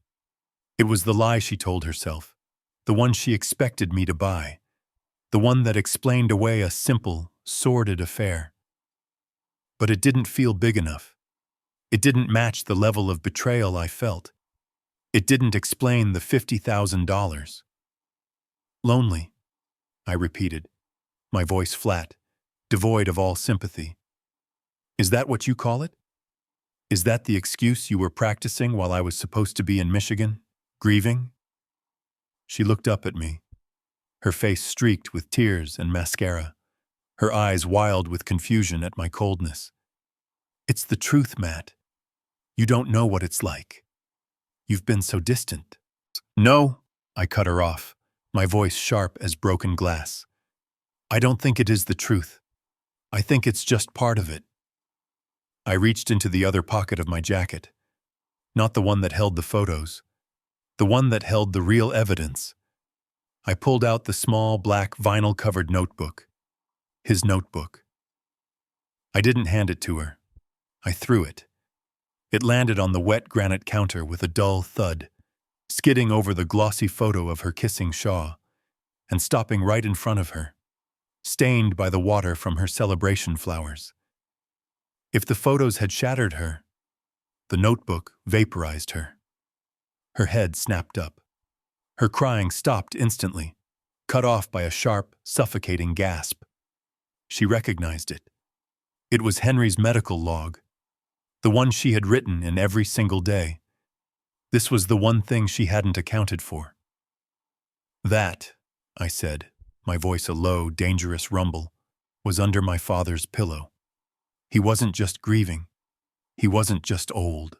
I leaned over the island, putting my face just inches from hers. "He knew, didn't he, Melissa? He knew about you. He knew about Shaw. What did my father see?" Her face went from pale to a ghostly, horrifying white. The blood had left her completely.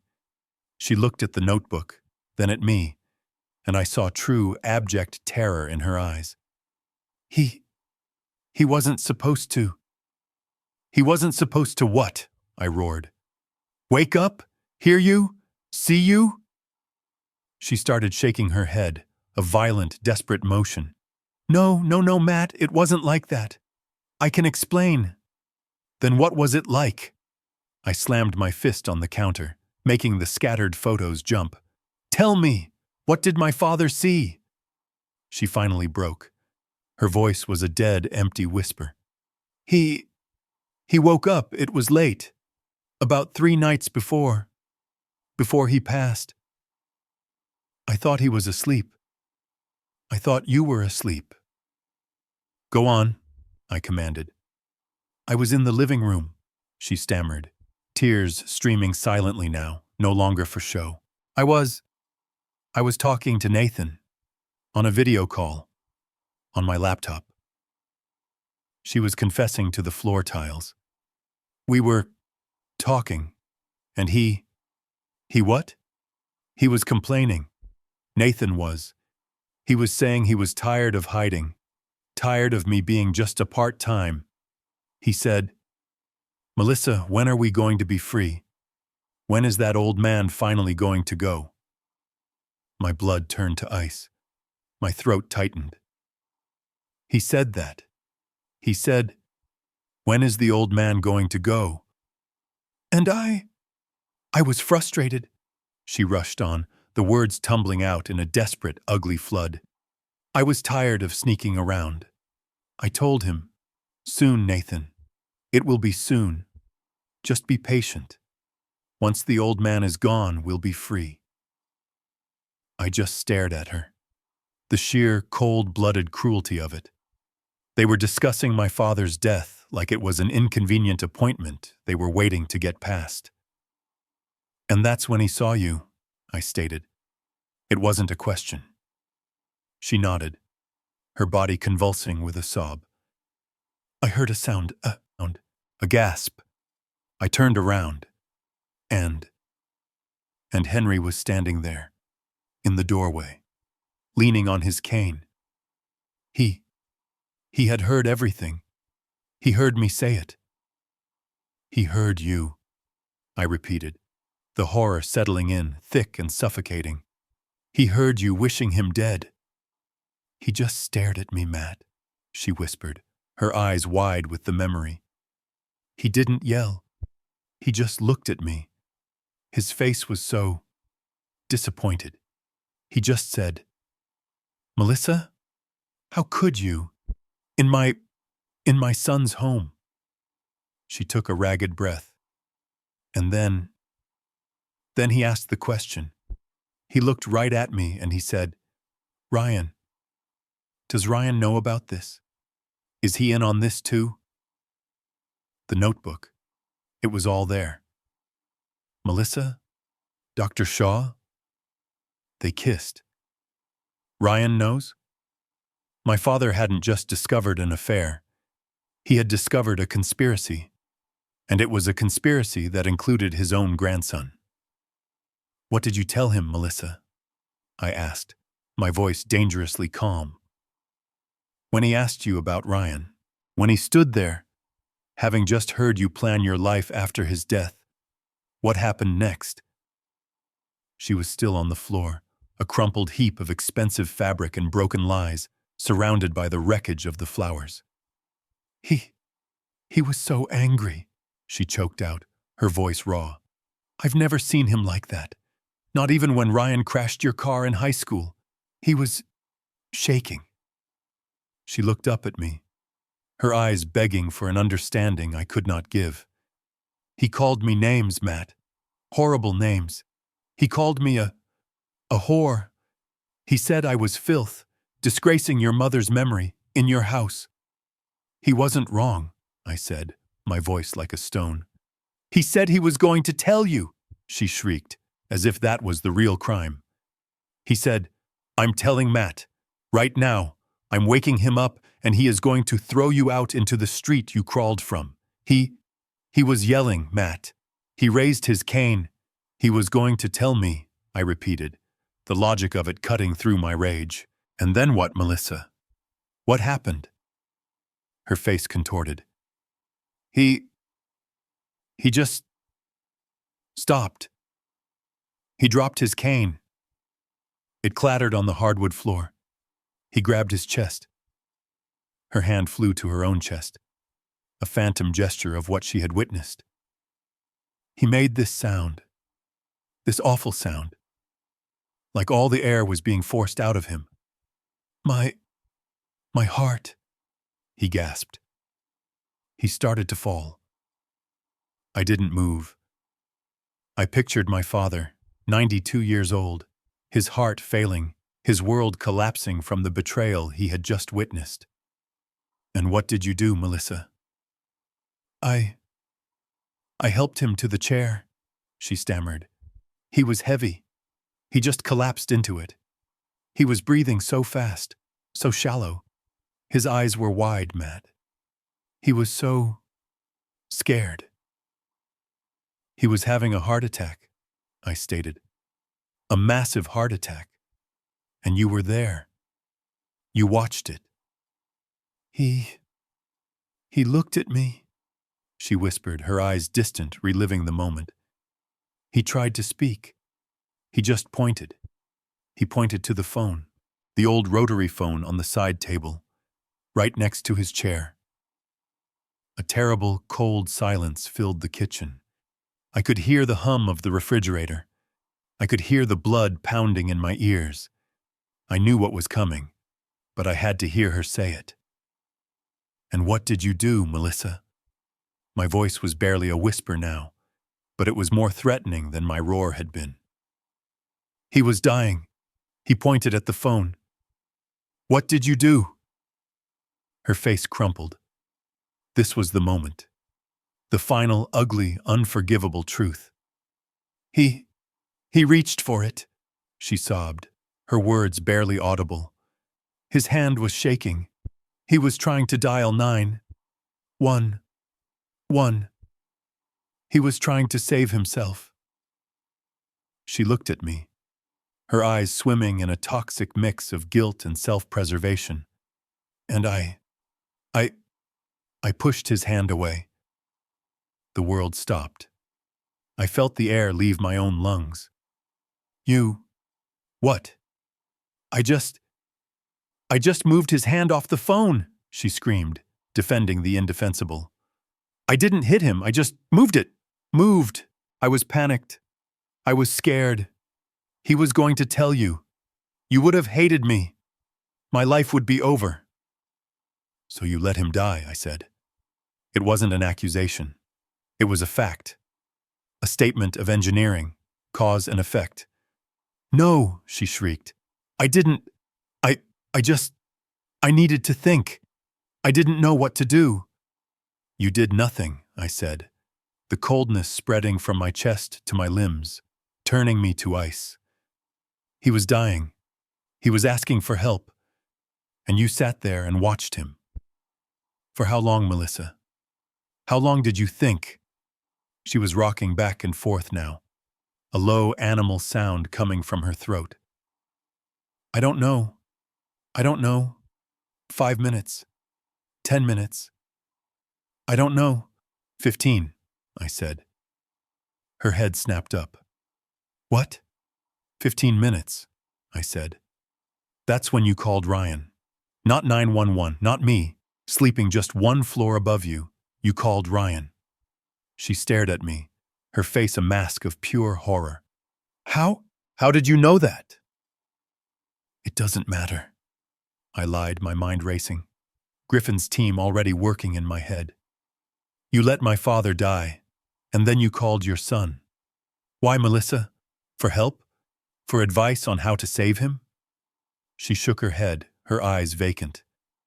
I told him what happened. I told him. Henry saw us. He heard us. And he had a heart attack.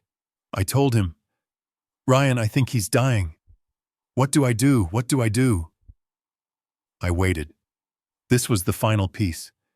The piece that connected my son to my father's death.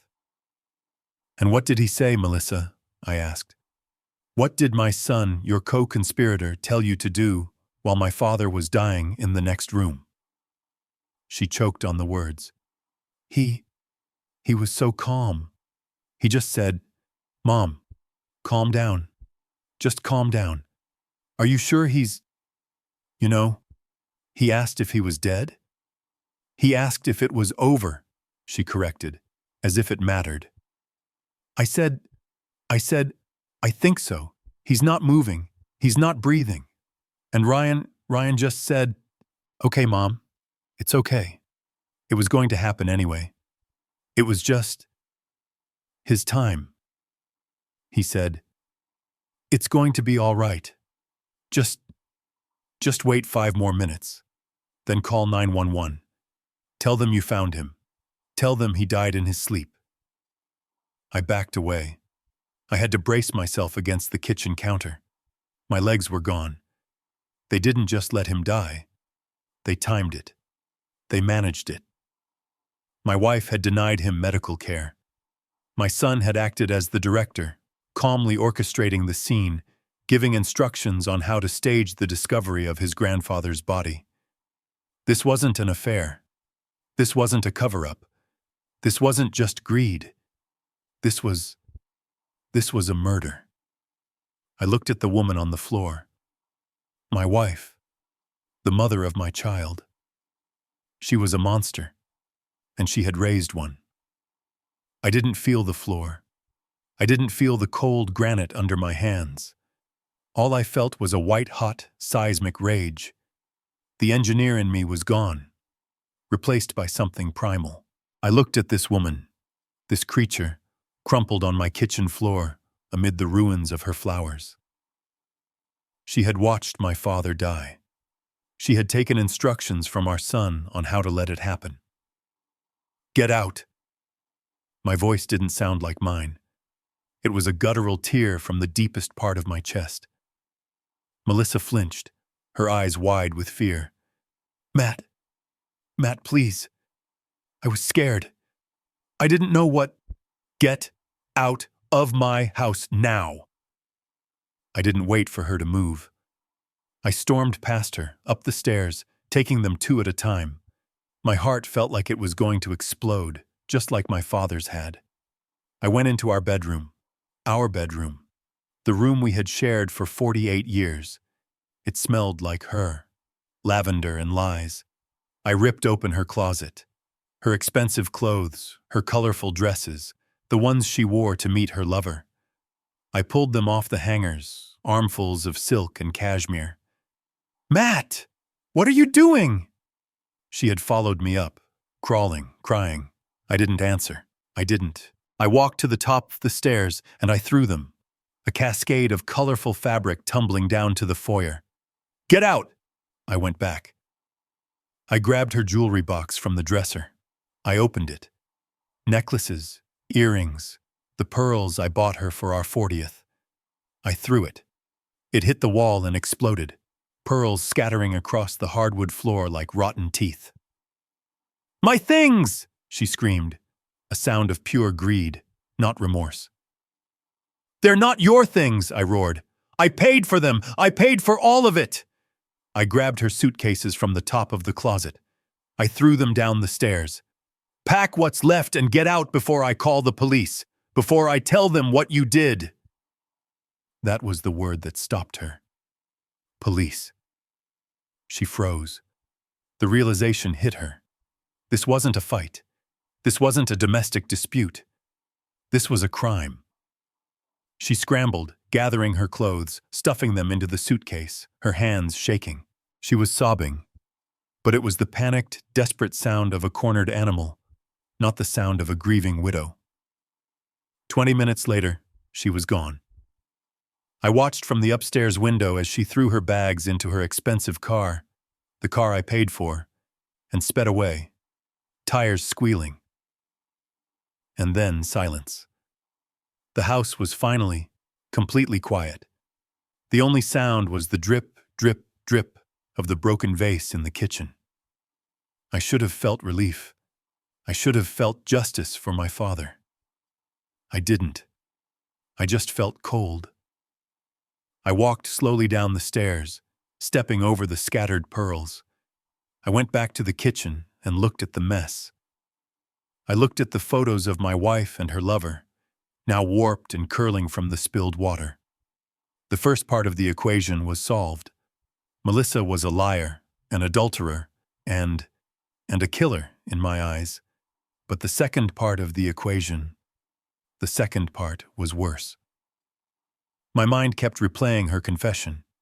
It wasn't her idea. She had panicked. She had called him. Ryan, my son. "It's okay, Mom. It was just his time. Wait 5 more minutes. Tell them you found him." Those were not the words of someone grieving. Those were the words of someone managing a crisis. A risk manager. A finance man. Cold. Calculated. Precise. Why? Why would he be so calm? Why would his first instinct be to stage the scene rather than call 911? And then the other pieces slammed into my mind. The $50,000, the competency lawyer. My father's note hadn't just been about Melissa. It had been about Ryan. Ryan knows? Ryan didn't just know. He was the architect. Melissa was just a pawn. A lonely, stupid, selfish pawn in a much bigger game. A game I still didn't understand.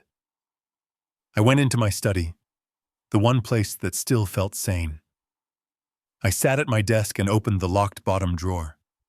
I pulled out the master file, the one I hadn't looked at in years. My total estate. $8 million. Stocks, bonds, the house, the cabin, my pension. And who managed all of it? Who had full power of attorney? Who had all the passwords, all the account numbers, all the access? Ryan. I had handed my entire life's work, my whole $8 million bridge, over to my son. I had done it 10 years ago when I retired, thinking it was the smart, responsible thing to do. You're the finance man, son. You handle it. I had trusted him completely. The competency lawyer, the $50,000, the fake doctor, the affair, the staged death.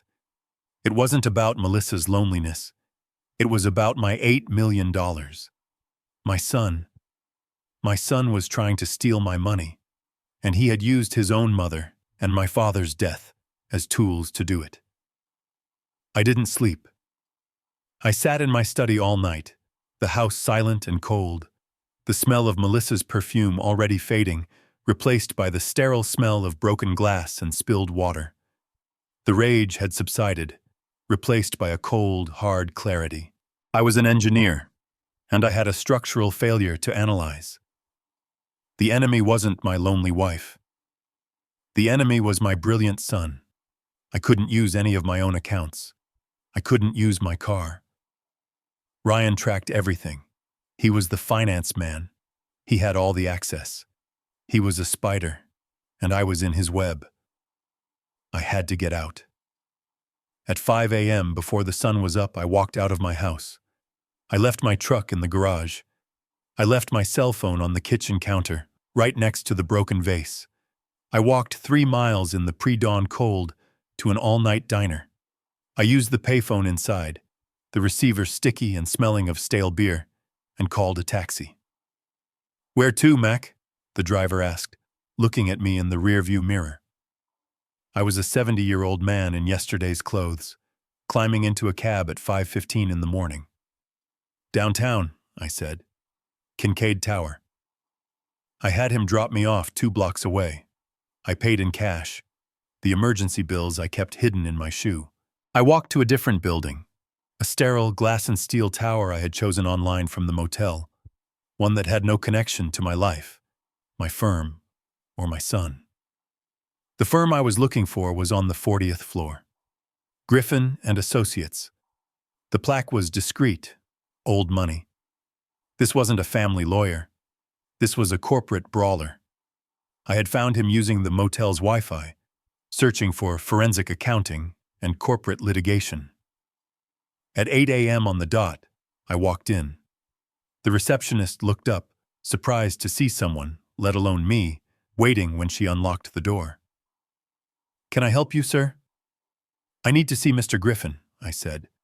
"I don't have an appointment, but it is a financial emergency. A multi-million-dollar emergency." That was the magic word. 10 minutes later, I was sitting in a deep leather chair opposite a man who looked more like a retired linebacker than a lawyer. He was in his 60s, with a thick neck, a graying crew cut, and sharp, intelligent eyes that missed nothing. This was Griffin. He didn't waste time on pleasantries. He just steepled his fingers. The receptionist said, "Multi-million-dollar emergency. My meter is running. Talk." "My name is Matthew Caldwell," I said. I was a structural engineer. I am retired. My total estate is worth approximately $8 million. For the last 10 years, it has been under the complete and total management of my son, Ryan Caldwell. Griffin just nodded, his face impassive. "Power of attorney?" "Full. Unrestricted. I trusted him. He's my son." "What changed?" My wife was having an affair. Last night, I discovered she and my son conspired to let my father die of a heart attack without calling for help. They staged his death." Griffin's eyebrows shot up. "That's homicide, Mr. Caldwell, not a financial case. You should be talking to the police." "I will," I said, leaning forward. But I can't. Not yet. Because it's why they did it. I believe my son is stealing from me. I believe he has been for years. And I believe my father found out. And that's why they let him die. Griffin's impassive mask was gone. He was listening now, completely focused. I need a full forensic audit, I said, my voice low and urgent. Of everything. Every account, every stock, every bond, every transfer my son has made in my name for the last 5 years. I need it done yesterday. And he can't know. He can't even smell it. He monitors everything. That's a difficult, expensive request, Mr. Caldwell. How do you plan to pay for my services if your son controls your assets? I slid the secret debit card across his polished mahogany desk. This is a private account he doesn't know about. It has $30,000. It's yours. It's the retainer. Get started. I need to know 2 things, Mr. Griffin. He looked at the card, then back at me. Go on. First, as I said, I have a specific number, $50,000. My father wrote it down before he died. He connected it to my wife, my son, and the fake doctor. I need to know where that $50,000 went, who it came from, who it went to. I need a trace on that specific amount. Done. And second? Second, I took a breath. I need to know why my son, Ryan Caldwell, had a 2-hour meeting last week with the law firm Hamlin and Associates. They specialize in competency law, in declaring people mentally unfit. Griffin's face went hard. He's not just stealing, Mr. Caldwell. He's building a case. He's setting you up. He's going to have you declared incompetent so he can take all of it, legally. Exactly, I said, the cold, hard certainty settling in. He thinks I'm a confused, grieving old man. He thinks I'm in a cabin in Michigan, falling apart.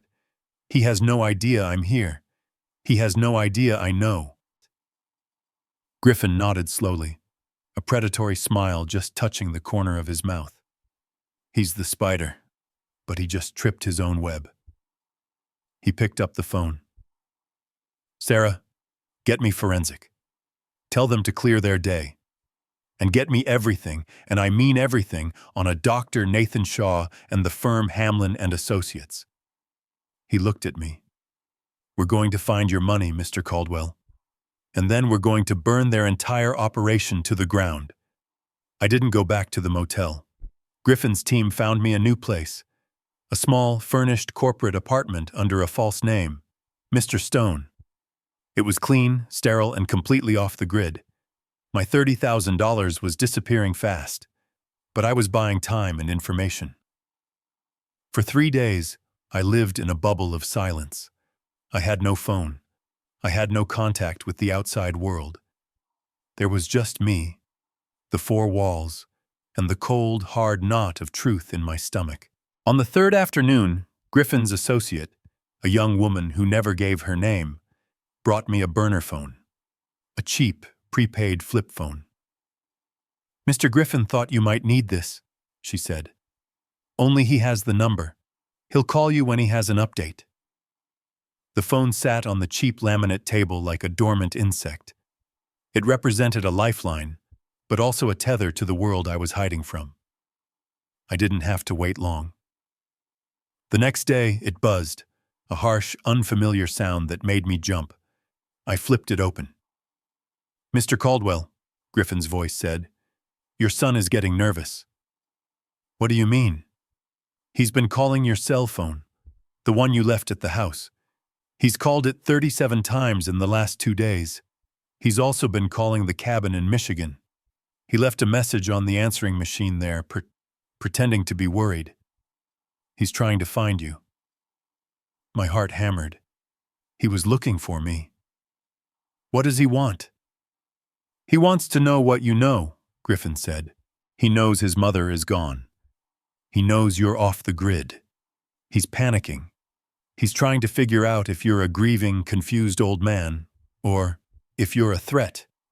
He needs to know what your next move is. As if on cue, The burner phone in my hand started vibrating again. A new call was coming in. The number was Ryan's. I looked at it, my blood running cold. Griffin. He's calling me. On this phone. How did he get this number? He didn't, Griffin said, his voice calm. I gave it to him. You what? He called my office, Mr. Caldwell. He was looking for you. He said your wife was distraught, that you had disappeared. He was playing the part of the dutiful, worried son. He asked me as your new lawyer if I knew where you were. And you just told him? I told him you were my client. I told him you were safe but that you needed space. And I told him I would pass along this untraceable number for him to contact you one time for an emergency. He's following the script perfectly. He thinks I'm just another lawyer you hired to handle the divorce. He has no idea who I really am or what we're really doing.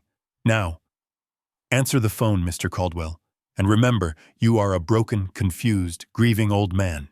You understand? I understood. I clicked over. Hello?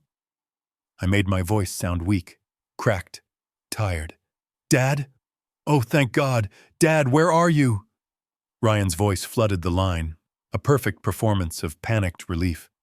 I've been going out of my mind. I came home, the house is a wreck, Mom is gone. Dad, what happened? Did you and Mom have a fight? I took a breath.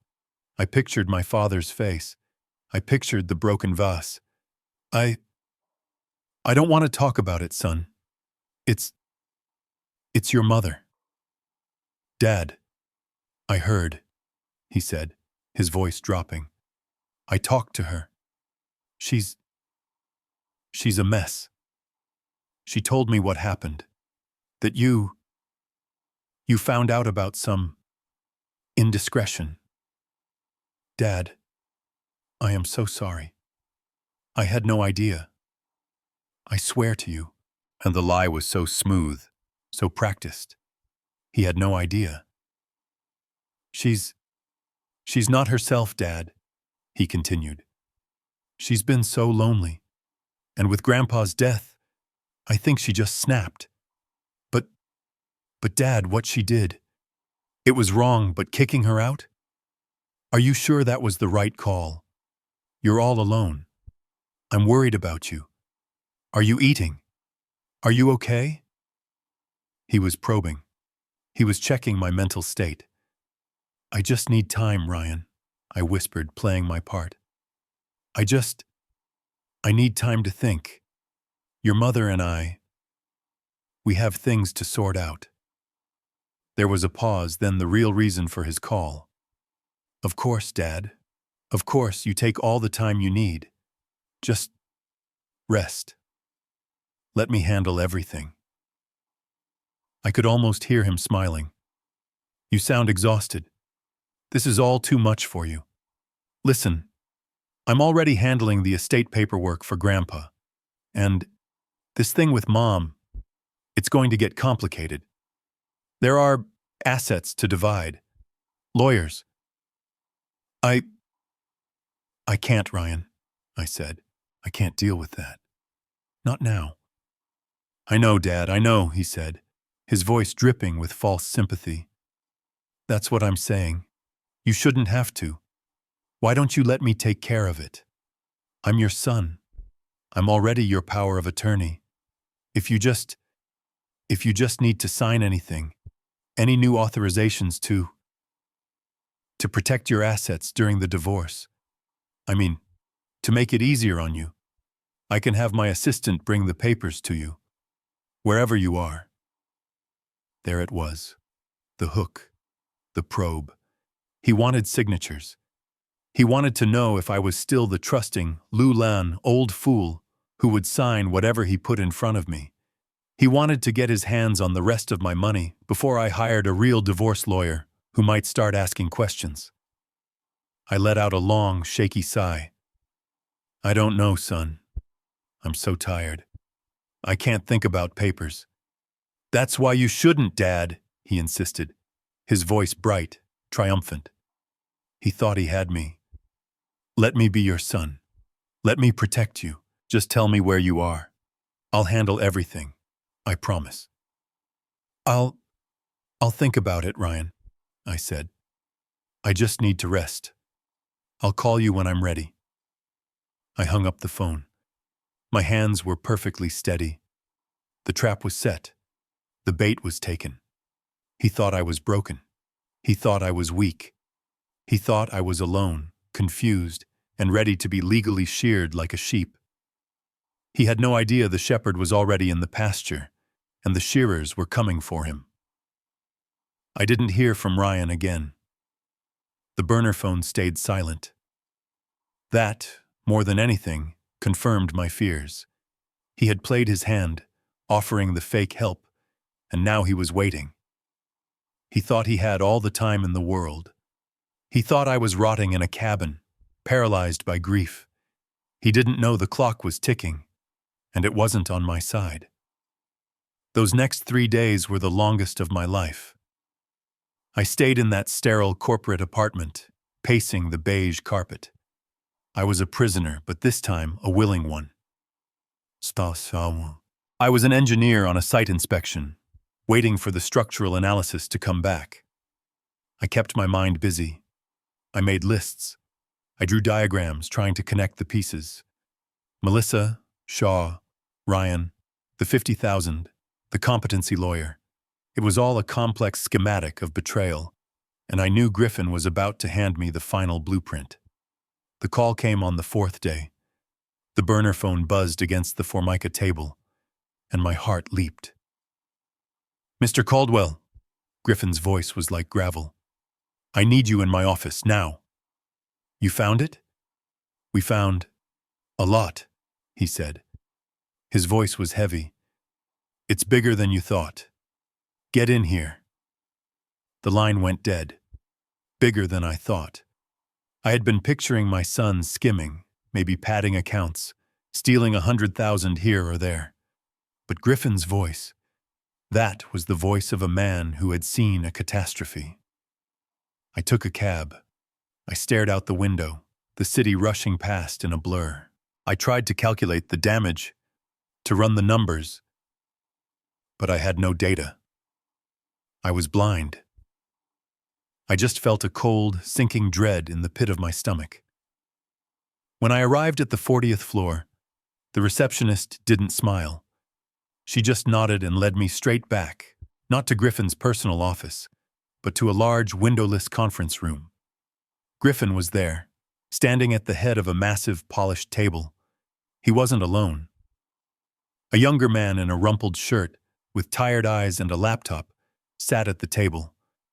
He was surrounded by stacks of printouts, binders, and what looked like flowcharts. This had to be the forensic accountant. Mr. Caldwell, sit, Griffin commanded.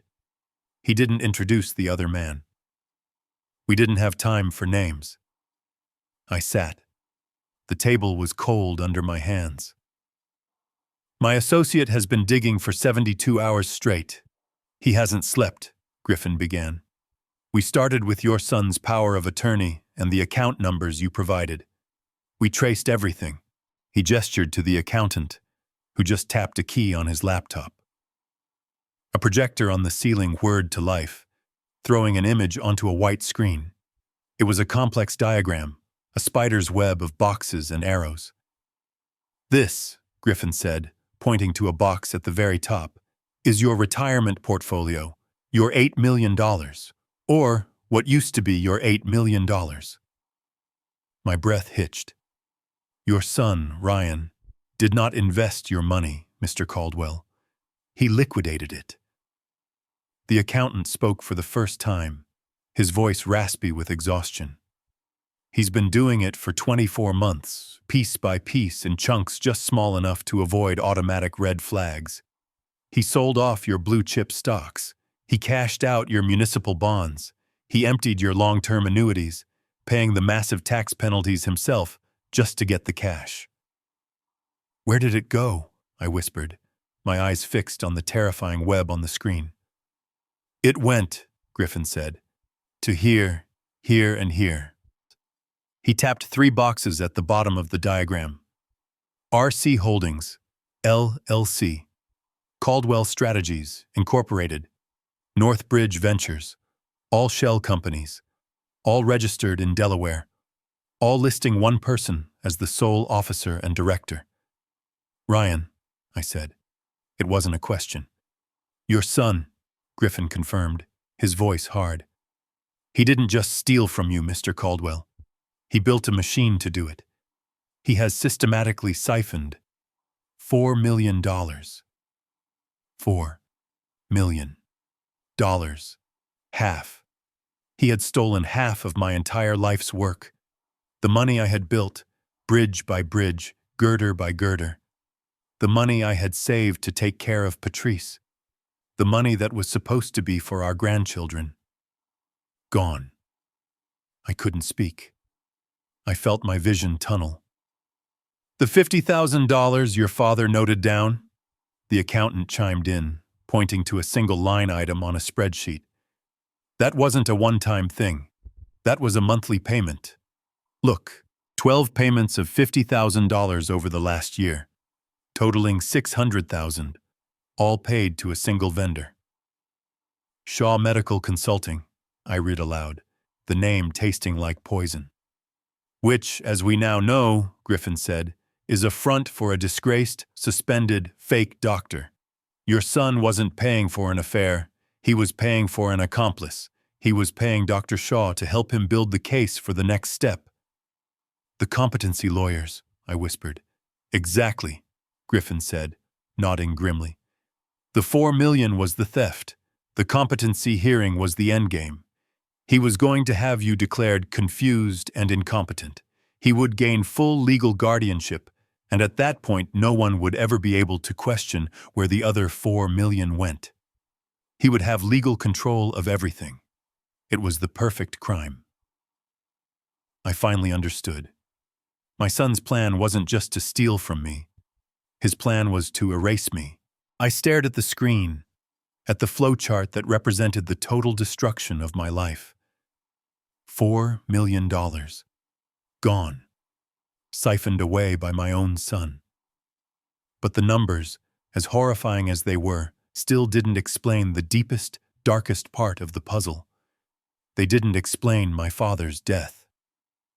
He let him die, I whispered, the words thick in my throat.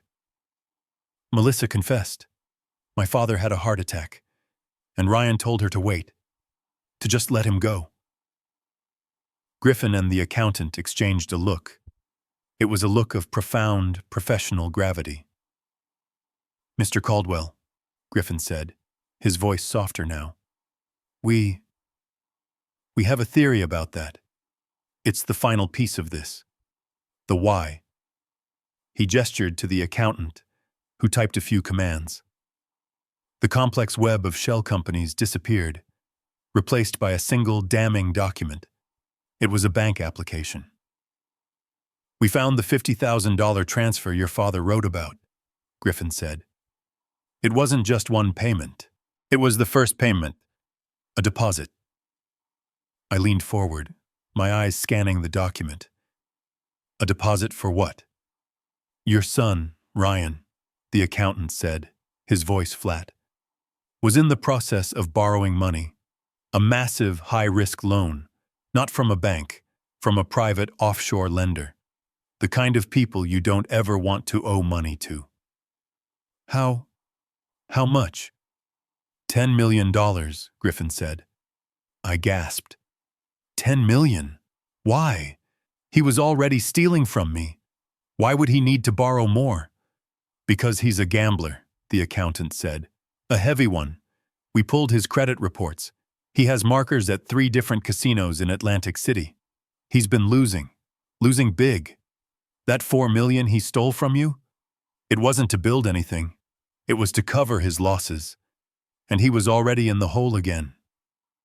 Griffin took over, his voice like a judge passing sentence. So Ryan set up a new plan.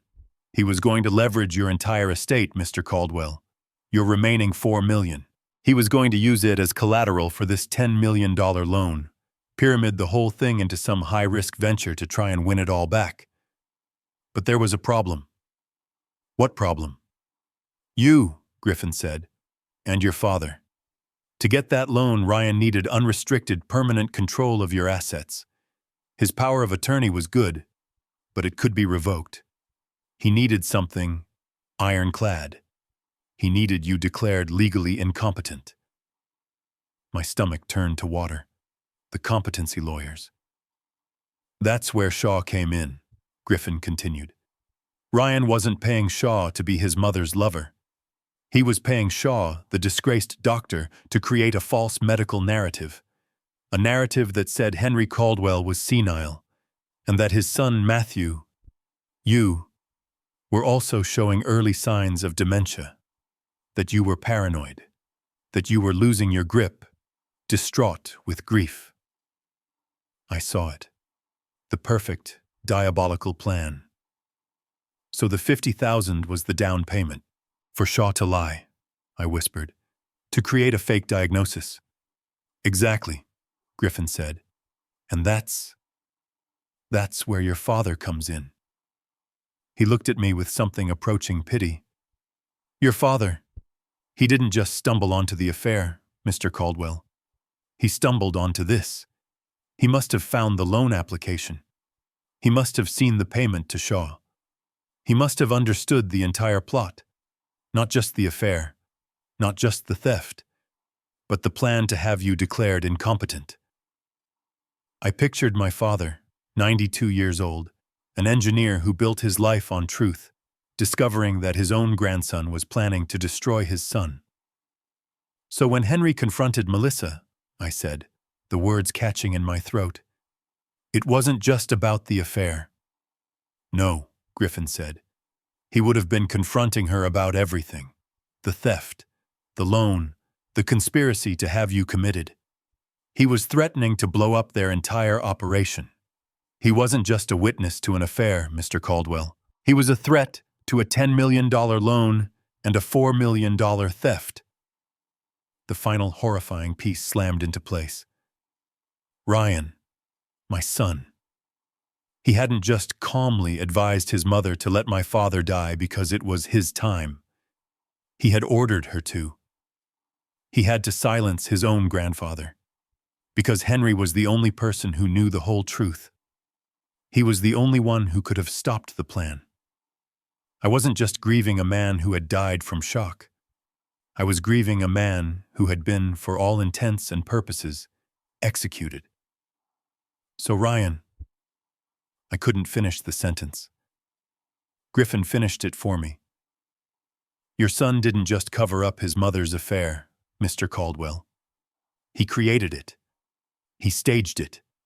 He found a corrupt doctor, introduced him to his lonely mother, and used the resulting affair as cover for the massive financial fraud he was committing. And when his own grandfather discovered the plot, he eliminated the loose end. I sat there, in that cold, windowless room, and I finally understood. My wife wasn't an accomplice. She was a weapon. My father wasn't a victim of a simple heart attack. He was a casualty of war. And my son wasn't just a thief. He was the architect of it all. I looked at the diagram on the screen, the web of theft and deceit, and I still couldn't connect the final, darkest dots. But Melissa, I stammered, my mind clinging to the last shred of a life I thought I knew. She was in on this? The money? The $4 million? Griffin shook his head slowly. He glanced at the forensic accountant, who just sighed and turned his laptop toward me. This is the worst part, Mr. Caldwell, Griffin said, his voice laced with a disgust that went beyond legal analysis. This is the payoff. We found the encrypted emails, sent from your son's work server, routed through an offshore IP. These are from 2.5 years ago, before the affair ever started. The accountant, his voice flat and tired, read the first one. The email is from Ryan to Shaw. Subject, our mutual problem. My blood ran cold. The body of the message reads, Dr. Shaw, I know your markers are being called in. My sources say you owe over 300,000 in gambling debts.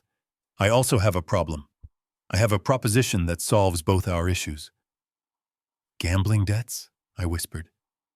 Shaw was a degenerate gambler, the accountant said, not looking up.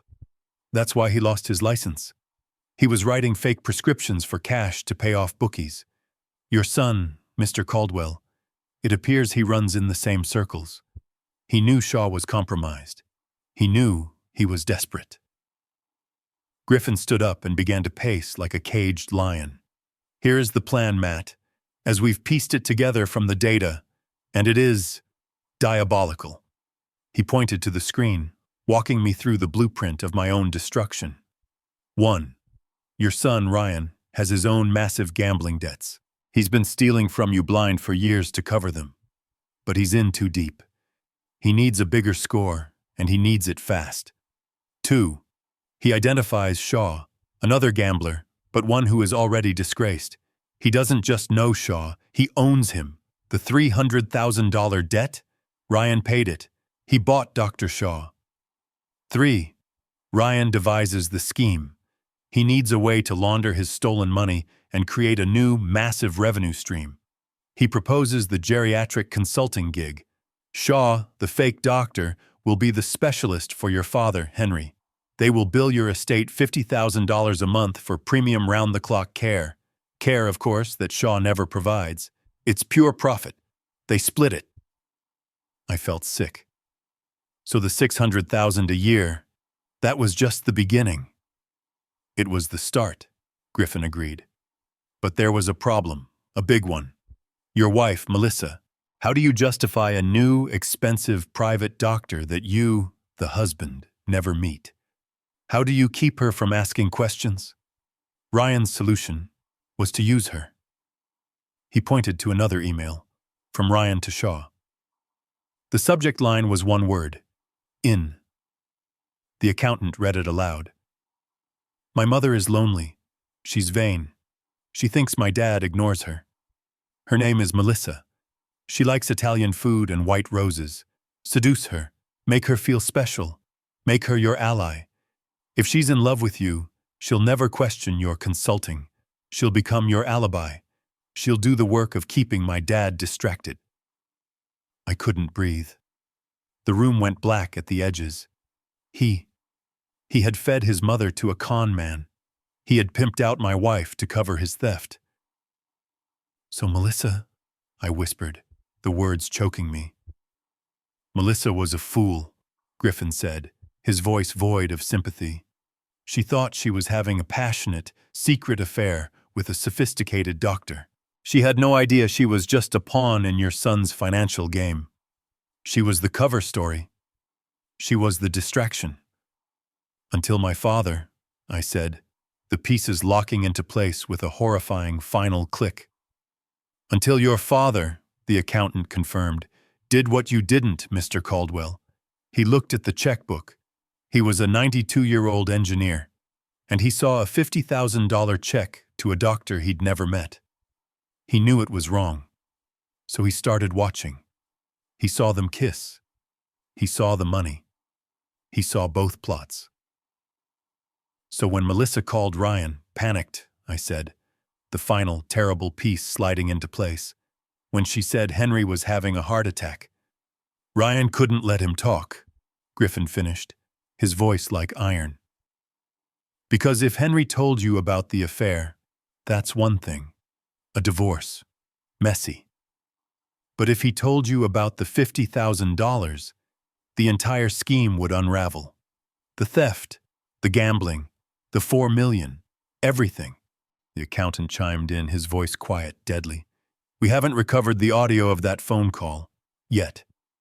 But we recovered this. A text message, from Ryan to Shaw, sent 2 minutes after Melissa's panicked call to him. He put it on the screen. Message. The old man saw. He's having a heart attack. Melissa is panicking.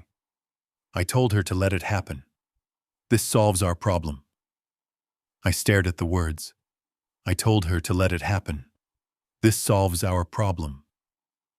He, he signed my father's death warrant, I whispered.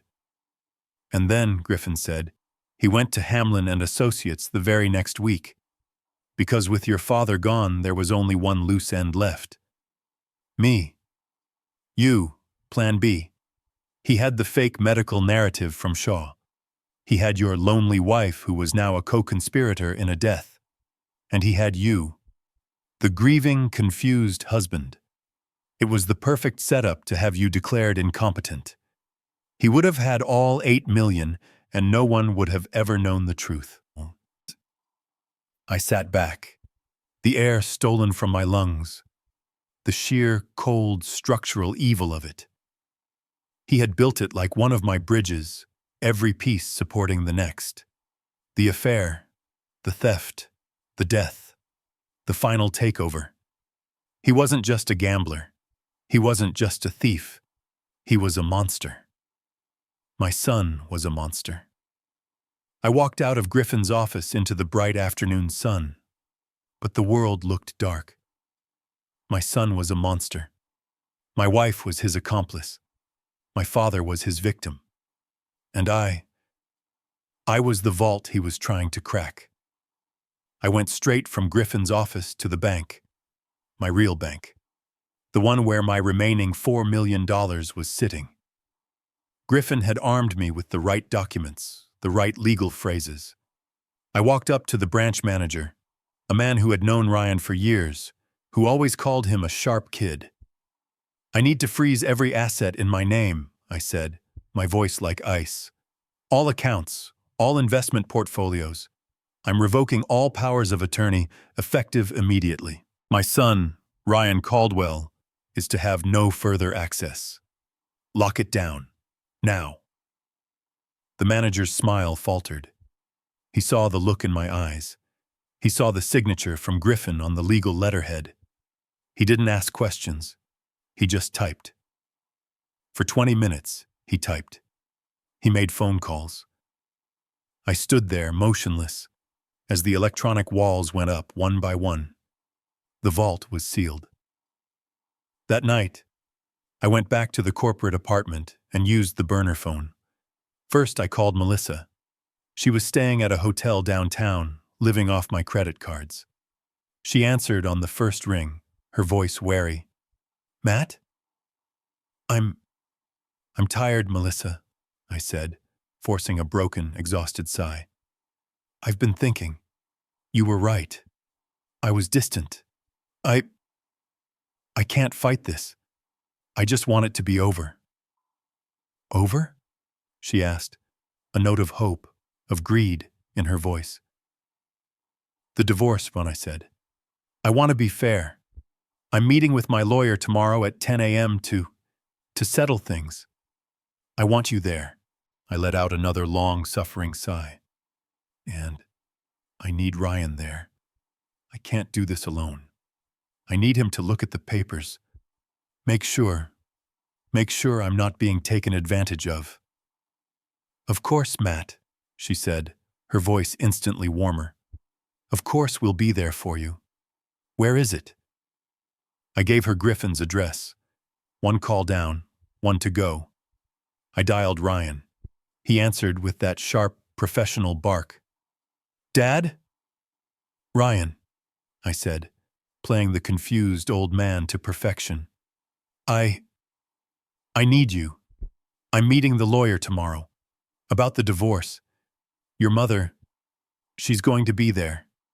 It's about the assets. I don't understand these papers. I need you to handle it for me. There was a pause. I could hear the gears turning in his head. This was it. The final move. The incompetent old fool walking right into the trap. Of course, Dad, he said, his voice like smooth, cold oil. I'll be there. I'll look at everything. Don't you sign a thing until I've read it. I'll protect you. Thank you, son, I whispered. And Ryan, I'm ready to sign those new authorization papers you mentioned. The ones to make things easier. Bring them with you.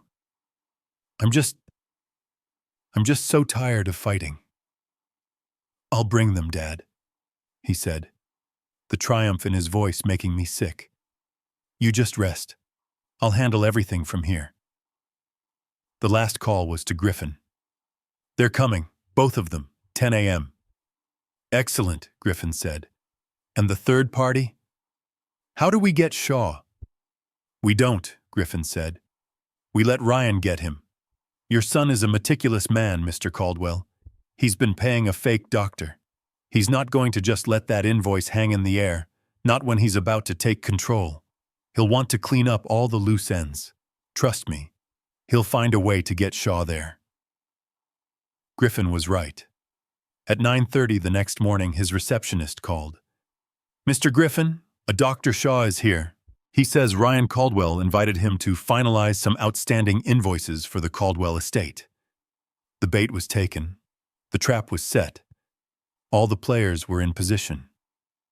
At 10 a.m. I sat at the head of Griffin's massive conference table. I was wearing my old, worn-out suit, the one I wore to funerals. I looked the part. Defeated, old, and gray. Melissa walked in first, her face carefully composed. She was trying to look sad, but her eyes were sharp, calculating. She was figuring out her percentage. Ryan came in next, all business. He was carrying a thick, expensive leather briefcase. He strode in like he owned the place, giving me a pitying pat on the shoulder. Don't worry, Dad, he whispered. I'm here now. I'll handle the lawyers. Then the door opened a third time, and Dr. Nathan Shaw walked in, looking annoyed. Ryan, he started, I really don't see why I needed to be here for a simple invoice. He stopped when he saw me. He looked at Melissa. His eyes widened in confusion. He was the only one who didn't know the script. Thank you all for coming, Griffin said, closing the door behind them. His voice was like a granite slab. Ryan opened his briefcase. All right, Dad. Let's see what this divorce attorney wants you to sign. He's not my divorce attorney, I said, my voice clear and strong. The room went silent. Ryan froze, his hand inside his briefcase. He's my forensic attorney, I said. And this isn't a negotiation. It's an execution. Ryan's hand froze inside his briefcase. Melissa's face, which had been arranged in a look of careful sympathy, tightened. Shaw just looked confused, angry. Ryan, what is this? Who is this man? Gentlemen, Melissa, please take a seat, Griffin said. His voice was no longer that of a lawyer. It was the voice of a judge about to pass sentence. He motioned to his associate, who dimmed the lights. The projector I had seen in the other room whirred to life, illuminating the white screen at the end of the conference table. An execution? Ryan scoffed, though his voice was a fraction too high. He was still trying to play the part of the man in charge. Dad, what is this? Are you confused again? This is a divorce proceeding. This man works for me. I've never worked for you, son, I said, my voice clear and strong, cutting him off. I've just been paying your bills. Griffin spoke. Mr. Caldwell, you are here today because we have uncovered a systematic, multi-year conspiracy to defraud your father, Mr. Matthew Caldwell, of his assets. That is slander, Ryan shouted, jumping to his feet. Is it? The forensic accountant said, his voice quiet as he hit a key. A bank statement appeared on the screen. Is this your signature on the transfer order for $500,000 from your father's retirement account to an LLC in Delaware called North Bridge Ventures? Ryan stared at it, speechless. That was an authorized investment. Then, the accountant continued, hitting another key. Is this the wire transfer from that same LLC for $300,000 to a casino marker in Atlantic City? Ryan's color was gone. Melissa looked at him, her eyes wide. Ryan, what is he talking about? Gambling? Shut up, Melissa, Ryan hissed. Oh, she's just getting to the good part, Griffin said. He nodded to the accountant. The screen changed again. An email. "This," the accountant said, "is an encrypted email from you, Ryan. To you, Dr. Shaw. Subject line, our mutual problem. In it, you offer to pay off Dr. Shaw's $300,000 gambling debts in exchange for his cooperation." Shaw leaped from his chair. "This is privileged communication. You can't—" "It's not privileged when it's evidence of a criminal conspiracy," Griffin said, his voice booming. "A conspiracy to seduce this man's wife," he pointed at Melissa, who looked like she had been struck, "to create a cover story so you, Shaw, could submit $600,000 in fraudulent medical invoices for consulting on Henry Caldwell's care. Invoices that you, Ryan, approved and paid for from your father's accounts." Melissa's face was a mask of utter horror and confusion. "What? What conspiracy? Ryan? What is he saying? You paid him? You paid Nathan to be with me?" She was finally understanding. She wasn't a lover. She was a transaction. "And finally," Griffin said, "the competency lawyers." He put the invoice from Hamlin and Associates on the screen. "A $10,000 retainer paid for by Ryan Caldwell for estate planning and competency evaluation of Matthew Caldwell. The meeting you had, Ryan, just 2 days after your father died." Ryan had nothing. He just stood there, his mask of confidence completely gone, leaving only the weak, desperate gambler underneath. He looked at Shaw. You ratted me out." Shaw looked terrified. "I didn't say anything. He's the one who's been—" And then the final, terrible piece of evidence. Griffin hit a button on a small digital recorder. "Heard he's having a heart attack. I told her to let it happen. This solves our problem." Ryan's text message, read in Griffin's cold, clear voice, filled the room. Melissa made a sound, a choked, gagging sound. She stared at Ryan, her eyes rolling back in her head as she finally understood. He hadn't just used her. He had used her to kill. She lunged, not at me, but at him, her hands like claws. You made me do it! You told me to wait!" She collapsed before she could reach him, vomiting onto the expensive carpet, a violent, retching sob tearing out of her. Ryan, panicking, pointed a shaking finger at me. You can't prove any of that. You can't prove I told her to do it. That's just a text. You have no proof. My word against hers." I looked at him. My son, hiding behind his mother's crime. "You're right, Ryan," I said, my voice perfectly calm. "I don't have proof you told her to do it, but I have her." I pointed to the sobbing woman on the floor. "I have proof she did it. I have her confession. And when the police offer her a deal to testify against the man who set her up, the man who used her, the man who laundered $4 million, who do you think she's going to save? Herself or you?" Ryan's face went white. He knew he was trapped. He knew he had lost. And at that exact moment, as if on cue, the conference room door opened. 2 uniformed police detectives, who had been waiting in Griffin's office, stepped inside. They were big men, and their presence sucked all the air out of the room. "Ryan Caldwell," the first detective said, his voice bored, as if he did this every day. "You're under arrest for conspiracy to commit fraud, wire fraud, and accessory to felony murder." "Dr. Nathan Shaw," the second detective said, moving toward the now sweating fake doctor. "You're under arrest for conspiracy and fraud." As they cuffed Ryan, his eyes met mine. They were filled with a burning, bottomless hatred. You old fool," he spat. "You ruined everything." I just looked at him, my face calm. "No, son, you did." They turned to Melissa, who was still on the floor, weeping. "Melissa Caldwell, you're under arrest for involuntary manslaughter and conspiracy to conceal a death." I stood up and walked out of the room as they were being led away. I didn't look back. I walked out into the hallway, leaving the wreckage behind. My father's name was cleared. My money was safe. But my family was gone. I thought about Ryan's last words. "You old fool." He was wrong. My father, Henry, he was the one who saw the truth.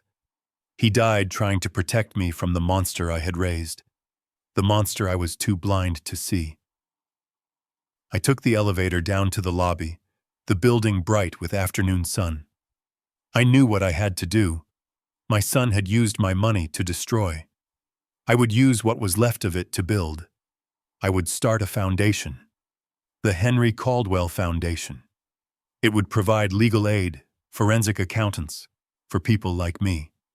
For the elderly, the trusting, the confused old fools whose children see them as nothing but a vault to be cracked open. My son thought I was incompetent. He thought I was finished. He was wrong. My life was just beginning. This story is a brutal lesson in misplaced trust and the corrupting power of greed. It shows how the people closest to you, like a son and wife, can orchestrate the most profound betrayals, believing their victim is just a confused old fool. They manipulated, stole millions, and even covered up a death. The true lesson is to never underestimate those you deceive. While the truth may be buried under complex lies, a determined investigation can bring it to light, ensuring that justice, though painful, prevails over manipulation. Never mistake quiet strength for weakness. A wife and son betrayed their patriarch, stealing his fortune and covering up a death, believing he was a confused old fool. This story teaches that the truth will be uncovered, and underestimating your victim is the deceiver's greatest mistake.